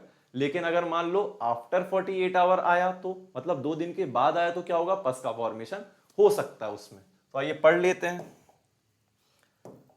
If child is brought within, मतलब इस child is brought within 48 hours of onset of symptom, मतलब सिम्टम्स दिखने के 48 घंटे के अंदर आएगा, तो no pus formed, no abscess is formed, तो हमें ट्रीटमेंट क्या देना है, एंटीबायोटिक देना है, एंटी इन्फ्लामेटरी देखना है, और रेस्ट टू द लिम्ब जहां पास हो रहा है। एंटीबायोटिक बेसिकली क्या, इन्फेक्शन को खत्म करेगी, बैक्टीरिया को किल करेगी। एंटी इन्फ्लामेटरी बेसिकली जो इन्फ्लामेशन को कम करेगी, और उस पार्ट को रेस्ट में देना है। तो विद इन 48 आवर आएगा तो क्या होगा, पस का फॉर्मेशन नहीं होगा। लेकिन आफ्टर 48 आवर आएगा तो क्या होगा, पस का फॉर्मेशन हो जाएगा। तो हमें क्या करना है, सर्जिकल एक्सप्लोरेशन करना है, और उसमें ड्रेनेज जरूरी है। किसके द्वारा हम कर सकते हैं, एफनेक कर सकते हैं हम, ये इन्वेस्टिगेशन हो सकती है हमारी। अब बात करते हैं क्रॉनिक ऑस्टियोमाइलाइटिस की। क्रॉनिक ऑस्टियोमाइलाइटिस क्या होता है बेसिकली, कि untreated acute osteomyelitis leads to chronic osteomyelitis, ठीक है। अगर हमने एक्यूट ऑस्टियोमाइलाइटिस की ट्रीटमेंट नहीं की तो उससे क्या होगा, क्रॉनिक ऑस्टियोमाइलाइटिस हो सकता है।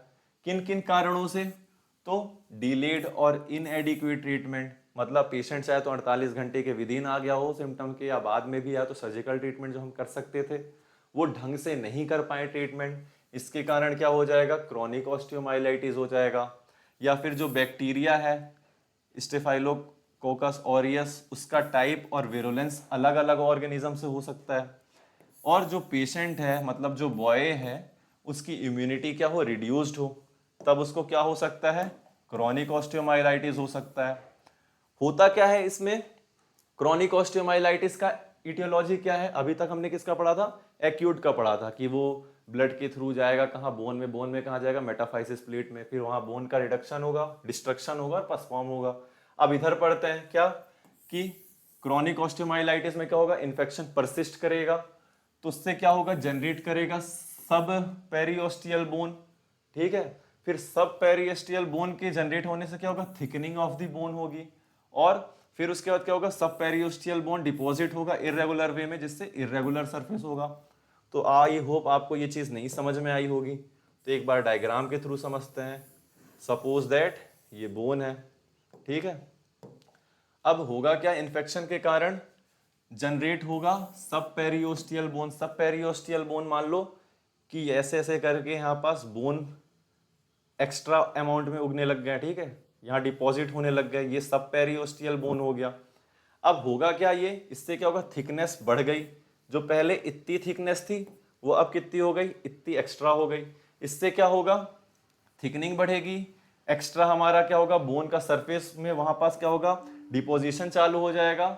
और क्या होगा, इतने इरेगुलर वे में होगा कि इरेगुलर सरफेस हो जाएगा। जैसे कि आप ये सरफेस देख ही रहे हैं, इरेगुलर हो गया।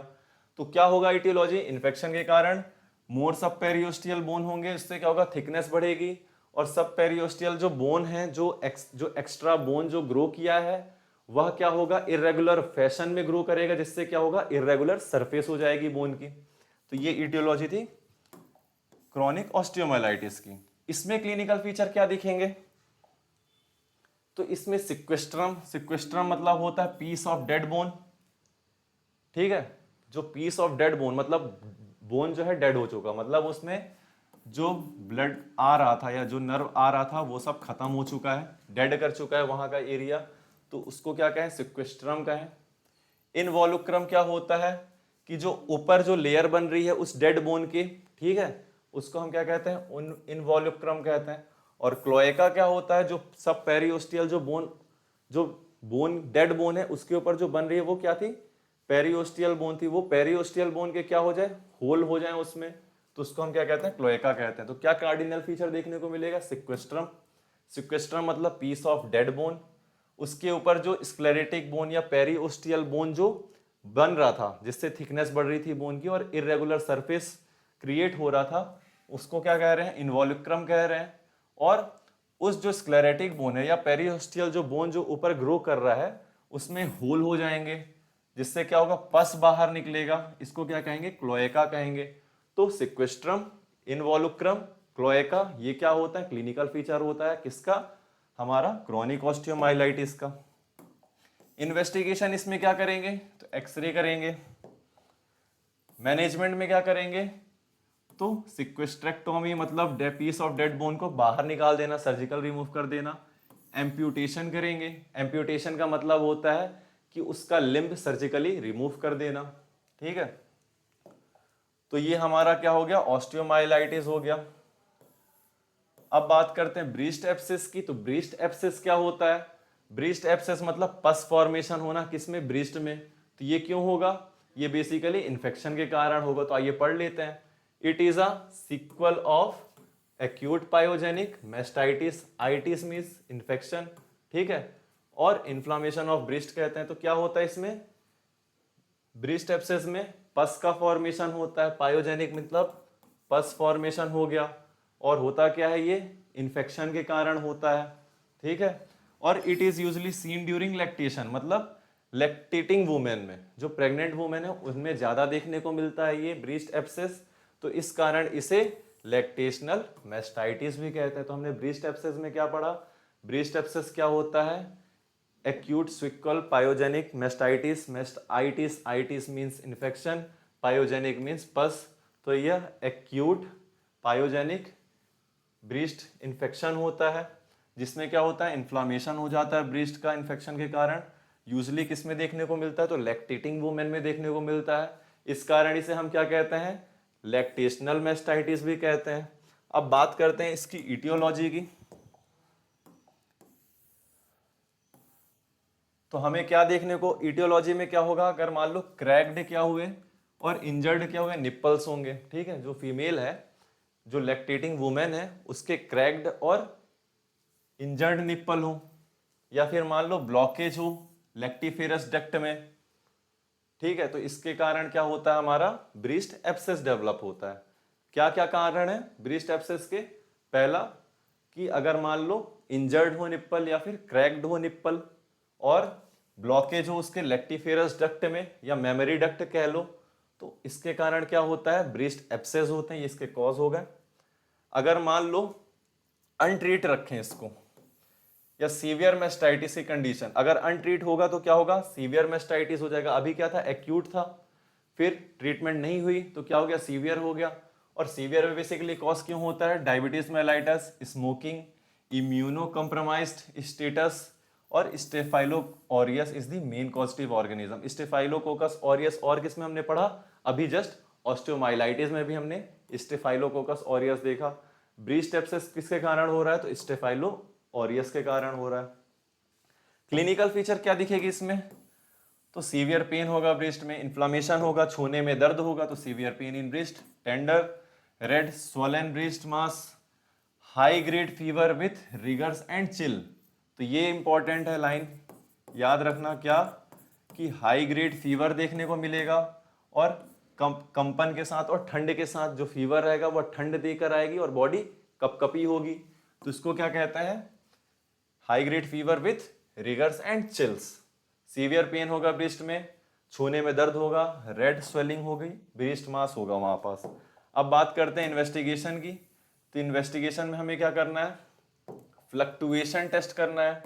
फ्लक्टुएशन टेस्ट मतलब क्या होता है कि मान लो ब्रेस्ट एब्सेस है तो उसको 2 उंगली से हम क्या करेंगे? उसको दबाएंगे। दबाएंगे तो 2 उंगली रखेंगे ऐसे करके और 1 उंगली से दबाएंगे तो उससे क्या होगा? पस दूसरे साइड स्प्रेड होगा। उससे हमें क्या समझ में आएगा कि पस का फॉर्मेशन कितना हुआ है। ठीक है, मतलब ये 2 फिंगर है, एक फिंगर से मैंने पस को दबाया, दूसरे फिंगर से नहीं दबाया, तो उससे जो पस होगा वो उस जगह से दूसरी जगह स्प्रेड करेगा, मूवमेंट करेगा। मूवमेंट करेगा लिक्विड का तो क्या हमें समझ में आएगा कि हाँ पस जनरेट हो चुका है। ये कब करते हैं फ्लक्टुएशन टेस्ट? तो फ्लक्टुएशन इज द लेट साइन, मतलब अब उसमें एब्सेस हो चुका है, मीन सीवियर मैस्टाइटिस की कंडीशन हो चुकी है। ब्लड टेस्ट कराएंगे जिसमें WBC काउंट, TLC, DLC और ESR राइज देखने को मिलेगा। अल्ट्रासोनोग्राफी भी हम करा सकते हैं, अल्ट्रासाउंड करा सकते हैं कि जान पाए कि कितना एब्सेस हुआ है, कितना पस फॉर्मेशन हुआ है। इसके मैनेजमेंट क्या करेंगे हम लोग? मान लो अर्ली अर्ली कंडीशन है, एक्यूट मैस्टाइटिस है, तो उसमें क्या होगा? पस तो फॉर्मेट नहीं हुआ होगा तो हम क्या देंगे? पेन होगा तो एनाल्जेसिक देंगे। एंटीबायोटिक क्यों देंगे? जो स्टेफाइलोकोकस ऑरियस बैक्टीरिया उसको मारने के लिए देंगे। सपोर्ट करेंगे ब्रेस्ट को और फॉर्मेंटेशन, फॉर्मेंटेशन मतलब हॉट वाटर बैग के थ्रू उधर सिकाई करेंगे हम लोग। ठीक है, निडल एस्पिरेशन करेंगे इफ पस इज फॉर्म्ड। ठीक है, कब करेंगे? अगर पस फॉर्म नहीं हुआ है तो एंटीबायोटिक एनाल्जेसिक दे रहे थे और हॉट वाटर बैग से वहां पास सिकाई कर रहे थे। अब मान लो पस फॉर्म्ड हो गया तो क्या करेंगे हम लोग? निडल एस्पिरेशन करेंगे। पोस्ट ऑपरेटिव मैनेजमेंट क्या करेंगे? तो पोस्ट ऑपरेटिव मैनेजमेंट में एंटीबायोटिक एनाल्जेसिक, प्रॉपर ड्रेसिंग करेंगे, weaning in case of milk fistula और अनहील्ड अल्सर। तो ये इंपॉर्टेंट लाइन है, इसको भी स्टार मार्क कर लीजिए। वीनिंग का मतलब होता है जो बच्चा है उसको दूध ना पिला के अब खाना खिलाने में ला देंगे, मतलब उसको दूध छुड़वा देंगे। क्यों छुड़वाएंगे? क्योंकि मिल्क फिस्टुला और अनहील्ड अल्सर है। ब्रेस्ट में क्या हो गया? अल्सर फॉर्म हो गया या फिर फिस्टुला डेवलप हो गया, इसके कारण बच्चे को हम लोग मिल्क नहीं पिला सकते। तो वीनिंग बेसिकली मीन्स होता है दूध को छुड़वा देना बच्चे से। कब छुड़वा रहे हैं? जब मिल्क फिस्टुला या फिर अनहील्ड अल्सर की कंडीशन डेवलप हो। एक्यूट मैस्टाइटिस है बेसिकली अगर पस फॉर्म्ड हो गया है तो हम क्या कर रहे थे? निडल से एस्पिरेशन कर रहे थे, फ्लूइड को बाहर निकाल रहे थे सर्जिकली अप्रोच से। क्यों? क्योंकि बेसिकली हम एंटीबायोटिक या एंटी इन्फ्लामेटरी ये सब ड्रग्स का यूज नहीं कर सकते। क्यों नहीं कर सकते? क्योंकि अगर एंटीबायोटिक ड्रग्स हम देंगे इन द प्रेजेंस ऑफ पस तो एंटीबायोमा इज फॉर्म्ड। तो याद रखना क्या, अगर पस का फॉर्मेशन हो चुका है ब्रेस्ट में तो हमें एंटीबायोटिक का प्रयोग नहीं करना है। क्या करना है? निडल से एस्पिरेशन कर लेना है सर्जिकल अप्रोच के थ्रू। एंटीबायोटिक क्यों नहीं देना है उस समय में? क्योंकि एंटीबायोमा डेवलप हो सकता है। अब बात करते हैं स्तन विद्रधि, ठीक है, और स्तन अर्बुद का वर्णन। ये क्वेश्चन भी बहुत बार आया हुआ है एग्जाम में। स्तन विद्रधि क्या होता है कि गर्भिणी मतलब प्रेग्नेंट लेडी के स्तनियों में क्या हो? सिराओं में दोष चला जाए। मतलब क्या हुआ? जो प्रेग्नेंट लेडी है उसके सिराओं में, स्तन्यवाही सिराओं में या लेक्टिफेरस डक्ट में या फिर मेमरी डक्ट में क्या हो जाए? दोष प्रकोपित हो जाए तो वो क्या कर देगा? स्तन विद्रधि डेवलप कर देगा। तो मैंने क्या बोला? स्तन विद्रधि कि जो प्रेग्नेंट लेडी है, ठीक है, उसमें क्या हो?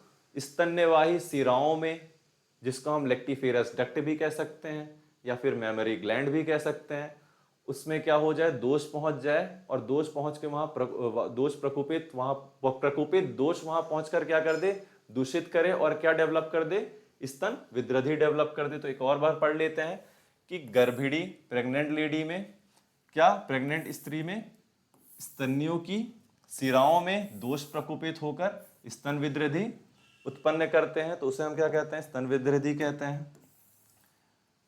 अब ये लाइन याद रखो कि बेसिकली क्या है कि प्रेग्नेंट वुमेन में ही क्यों हो रहा है, नॉन प्रेग्नेंट वुमेन में क्यों नहीं हो सकता स्तन विद्रधि। तो इसका कॉज ये है कि जो नॉन प्रेग्नेंट वुमेन रहती है, कन्या जो रहती है, उसका जो रहता है मेमोरी डक्ट या लेक्टिफेरस डक्ट या फिर कह लो स्तन्यवाही सिरा, उसमें क्या रहता है, संकुचित रहता है, ठीक है। तो उसमें दोष पहुंच नहीं पाता है उनमें। और जो प्रेग्नेंट लेडी रहती हैं, ठीक है, उनमें क्या रहता है, जो स्तन्यवाही सिरा रहता है वो डायलेटेड रहता है, मतलब विवृत रहता है। इस कारण उसमें दोष पहुंचकर वहां स्तन विद्रधि डेवलप कर देता है। तो स्तन विद्रधि में क्या होगा, शोथ होगा। इसमें शोथ कैसा होगा, घन होगा। घन मतलब डेंस होगा। आचार्य सुश्रुत ने इस स्तन विद्रधि को स्तन रोग के नाम से कहा है। अब बात करते हैं, ये लाइन जो मैंने अभी आपको बताई कि क्या, कन्याओं की स्तनवाही जो धमनियां रहती हैं वो संकुचित रहती हैं, जिसके कारण क्या होता है, उसमें दोषों का प्रवेश नहीं हो पाता, ना ही संचरण हो पाता, जिससे स्तन विद्रधि नहीं डेवलप हो पाता। और जो प्रेग्नेंट लेडी रहती है, गर्भवती रहती है, उसमें क्या रहता है, धमनी स्वभाव से ही विवृत मतलब डायलेटेड रहती है, जिससे क्या होता है कि उसमें दोष पहुंच के वहां संचरण करके वहां क्या करता है, स्तन विद्रधि उत्पन्न कर देता है, या फिर कह लो सुश्रुत ने जो कहा स्तन रोग डेवलप कर देता है। इसकी संख्या की बात करोगे तो ये 5 प्रकार का होता है, वातज, पित्तज, कफज, सन्निपातज और आगंतुक या अभिघातज कह सकते हो, ठीक है।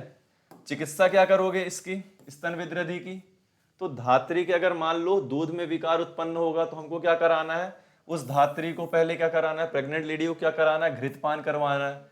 घृतपान करवा कर क्या करना है, मधु या पिपली से क्या कराना है, नीम के क्वाथ में घोलकर पिलाना है, और संध्या के समय क्या कराना है, वमन कराना है। तो क्या बोला, अगर मान लो उसके मिल्क में, दुग्ध में, क्षीर में क्या हो जाए, उसके विकृति हो जाए, तो प्रेग्नेंट लेडी को क्या कराना है, पहले हमें घृतपान कराना है। घृतपान कराने के बाद शाम के टाइम क्या करना है, उसे नीम के क्वाथ में मधु और पिपली मिलाकर क्या कराना है, वमन करवाना है। स्तन विद्रधि के पाक होने पर क्या करना है, हमें उपनाह का प्रयोग बिल्कुल नहीं करना चाहिए। तो याद रखना, स्तन विद्रधि अगर पाक कर जाएगा, ठीक है, पस का फॉर्मेशन हो जाएगा, तो हमें बिल्कुल ही उपनाह मतलब पुल्टिस हमें नहीं यूज करना है। क्या करना है कि भोजन के द्वारा ही उसे पकाने का प्रयास करना है। अब क्यों नहीं करना चाहिए पुल्टिस का प्रयोग, उपनाह का प्रयोग, क्योंकि मृदु मांस से निर्मित स्तन जो सॉफ्ट टिश्यू या सॉफ्ट मसल से जो बना हुआ ब्रेस्ट है, उस पर उपनाह का प्रयोग करने से उसमें कोथ की उत्पत्ति हो सकती है। कोथ मतलब खुजली उत्पन्न हो सकता है। इस कारण हमें उपनाह का प्रयोग नहीं करना चाहिए। स्तन विद्रधि के पाक होने पर हमें क्या करना है, तो स्तन विद्रधि के पाक होने पर शस्त्र कर्म करना है, उपनाह नहीं करना है। शस्त्र कर्म करना है, और क्या करना है, शस्त्र कर्म करते समय दुग्ध हरिणी नाड़ी एवं दोनों कृष्ण चूचक को बचाना चाहिए। तो शस्त्र कर्म करते समय हमें यह ध्यान में रखना है, मतलब स्तन विद्रधि का पाक हो जाएगा तो हमें उपनाह का प्रयोग बिल्कुल नहीं करना है। हमें क्या करना है, तो हमें शस्त्र कर्म करना है। शस्त्र कर्म में क्या हमें ध्यान रखना है कि जो कृष्ण चूचक होते हैं उन्हें बचाना है, साथ ही साथ दुग्ध हरिणी डक्ट या फिर कह लो मेमोरी डक्ट, उसको हमें बचाना चाहिए कि वह कट ना जाए। आम विदग्ध और पाक युक्त स्तन विद्रधि की अवस्था में हमें क्या करना है, धात्री के स्तनों को बार बार दुग्ध का निर्हरण कराना चाहिए, ठीक है। तो ये हमारा कंप्लीट हो गया स्तन विद्रधि। तो हमने स्तन विद्रधि में क्या क्या पढ़ा,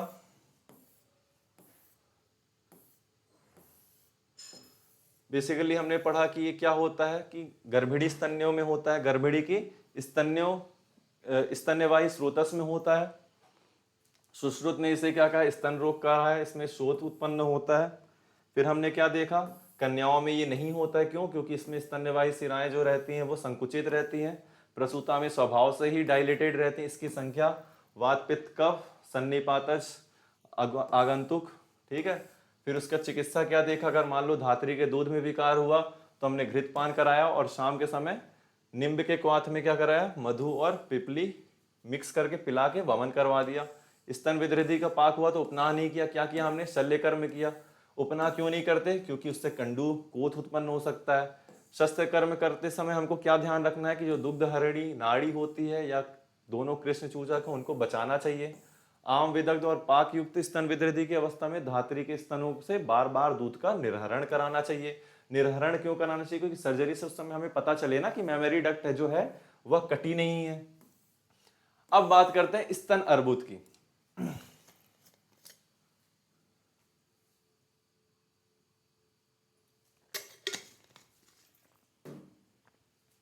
स्तन अर्बुद बेसिकली क्या होता है, ब्रीस्ट ट्यूमर को कहते हैं। Tumour of the breast basically divided into two category, benign and malignant, ठीक है। तो स्तन अर्बुद को हम क्या कहते हैं, ब्रीस्ट ट्यूमर, और ये क्या होता है, ट्यूमर डिवाइडेड है बिनाइन और मैलिग्नेंट में। बिनाइन ट्यूमर की बात करते हैं तो बिनाइन ट्यूमर में मोस्ट कॉमन क्या होता है, फाइब्रो एडिनोमा। क्या, फाइब्रो एडिनोमा, ये क्या होता है, मोस्ट कॉमन बिनाइन ट्यूमर होता है। Composed of both fibrous and glandular tissue, ठीक है। किससे किससे ये बिना रहता है, ये ट्यूमर जो रहता है ये कंपोज्ड रहता है फाइब्रस और ग्लैंड से। Occurs due to increase sensitivity to the blood, if blood में लोकल इफेक्ट ऑफ एस्ट्रोजन। तो क्या मैंने बोला, बिनाइन ट्यूमर क्या होता है, most common fibroadenoma, composed किससे रहता है, फाइब्रस और ग्लैंडुलर टिश्यू से। होता क्यों है, क्योंकि इंक्रीज सेंसिटिविटी हो जाती है एस्ट्रोजन के इफेक्ट के कारण। इसके कारण क्या होता है, ट्यूमर डेवलप होता है या बिनाइन ट्यूमर या फाइब्रॉइड एडिनोमा होता है। अब ये दो तरीके का होता है, कौन कौन सा, इंट्राकैनालिक्यूलर और पेरिकैनालिक्यूलर। इंट्राकैनालिक्यूलर मेनली क्या होता है, सेलुलर होता है। पेरिकैनालिक्यूलर बेसिकली फाइब्रस होता है, ठीक है। मैंने क्या बोला, कंपोस्ट किससे रहते हैं, फाइब्रस और ग्लैंडुलर। तो ग्लैंडुलर वाला बेसिकली किस में आ गया, इंट्राकैनालिक्यूलर में आ गया। फाइब्रस वाला किस में आ गया, मेनली तुम्हारा पेरिकैनालिक्यूलर। पेरी मतलब साइड, कैनाल के साइड से, इंट्राकैनालिक्यूलर मतलब कैनाल के फॉर्म में। तो ये सेलुलर हो गया या ग्लैंडुलर हो गया, और ये पेरिकैनालिक्यूलर बेसिकली फाइब्रस हो गया। अब कैनालिक्यूलर मतलब ग्लैंडुलर में क्या होगा, लार्ज होगा और सॉफ्ट होगा ट्यूमर। स्ट्रोमा जो रहेगा डिस्टॉर्टेड रहेगा, उसमें जो स्ट्रोमा के जो डक्ट रहेंगे वो डिस्टॉर्टेड रहेंगे, मतलब डिफॉर्म्ड रहेंगे। और इसमें जो होगा पेरिकैनालिक्यूलर में जो ट्यूमर होगा वो स्मॉल होगा और हार्ड होगा। जस्ट अपोजिट, लार्ज है तो यहाँ स्मॉल, यहाँ सॉफ्ट है तो यहाँ हार्ड। तो हमने क्या देखा, टाइप देखा, इंट्राकैनालिक्यूलर, पेरिकैनालिक्यूलर। इंट्राकैनालिक्यूलर मेनली ग्लैंडुलर कह लो या फिर सेलुलर कह लो, इसमें जो ट्यूमर था वो लार्ज और सॉफ्ट था। और पेरिकैनालिक्यूलर में क्या होगा, स्मॉल और हार्ड होगा।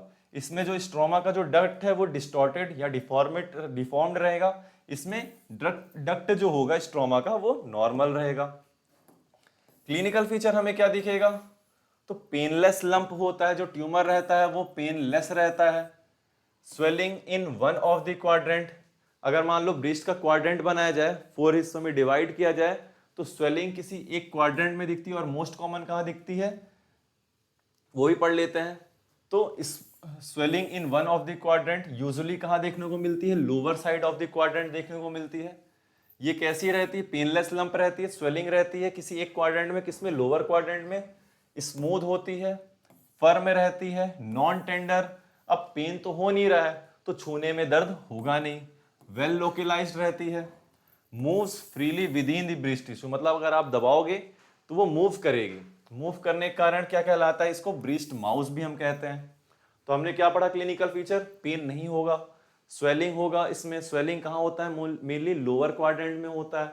और क्या, नॉन टेंडर, छूने में दर्द नहीं देता, स्मूथ रहता है।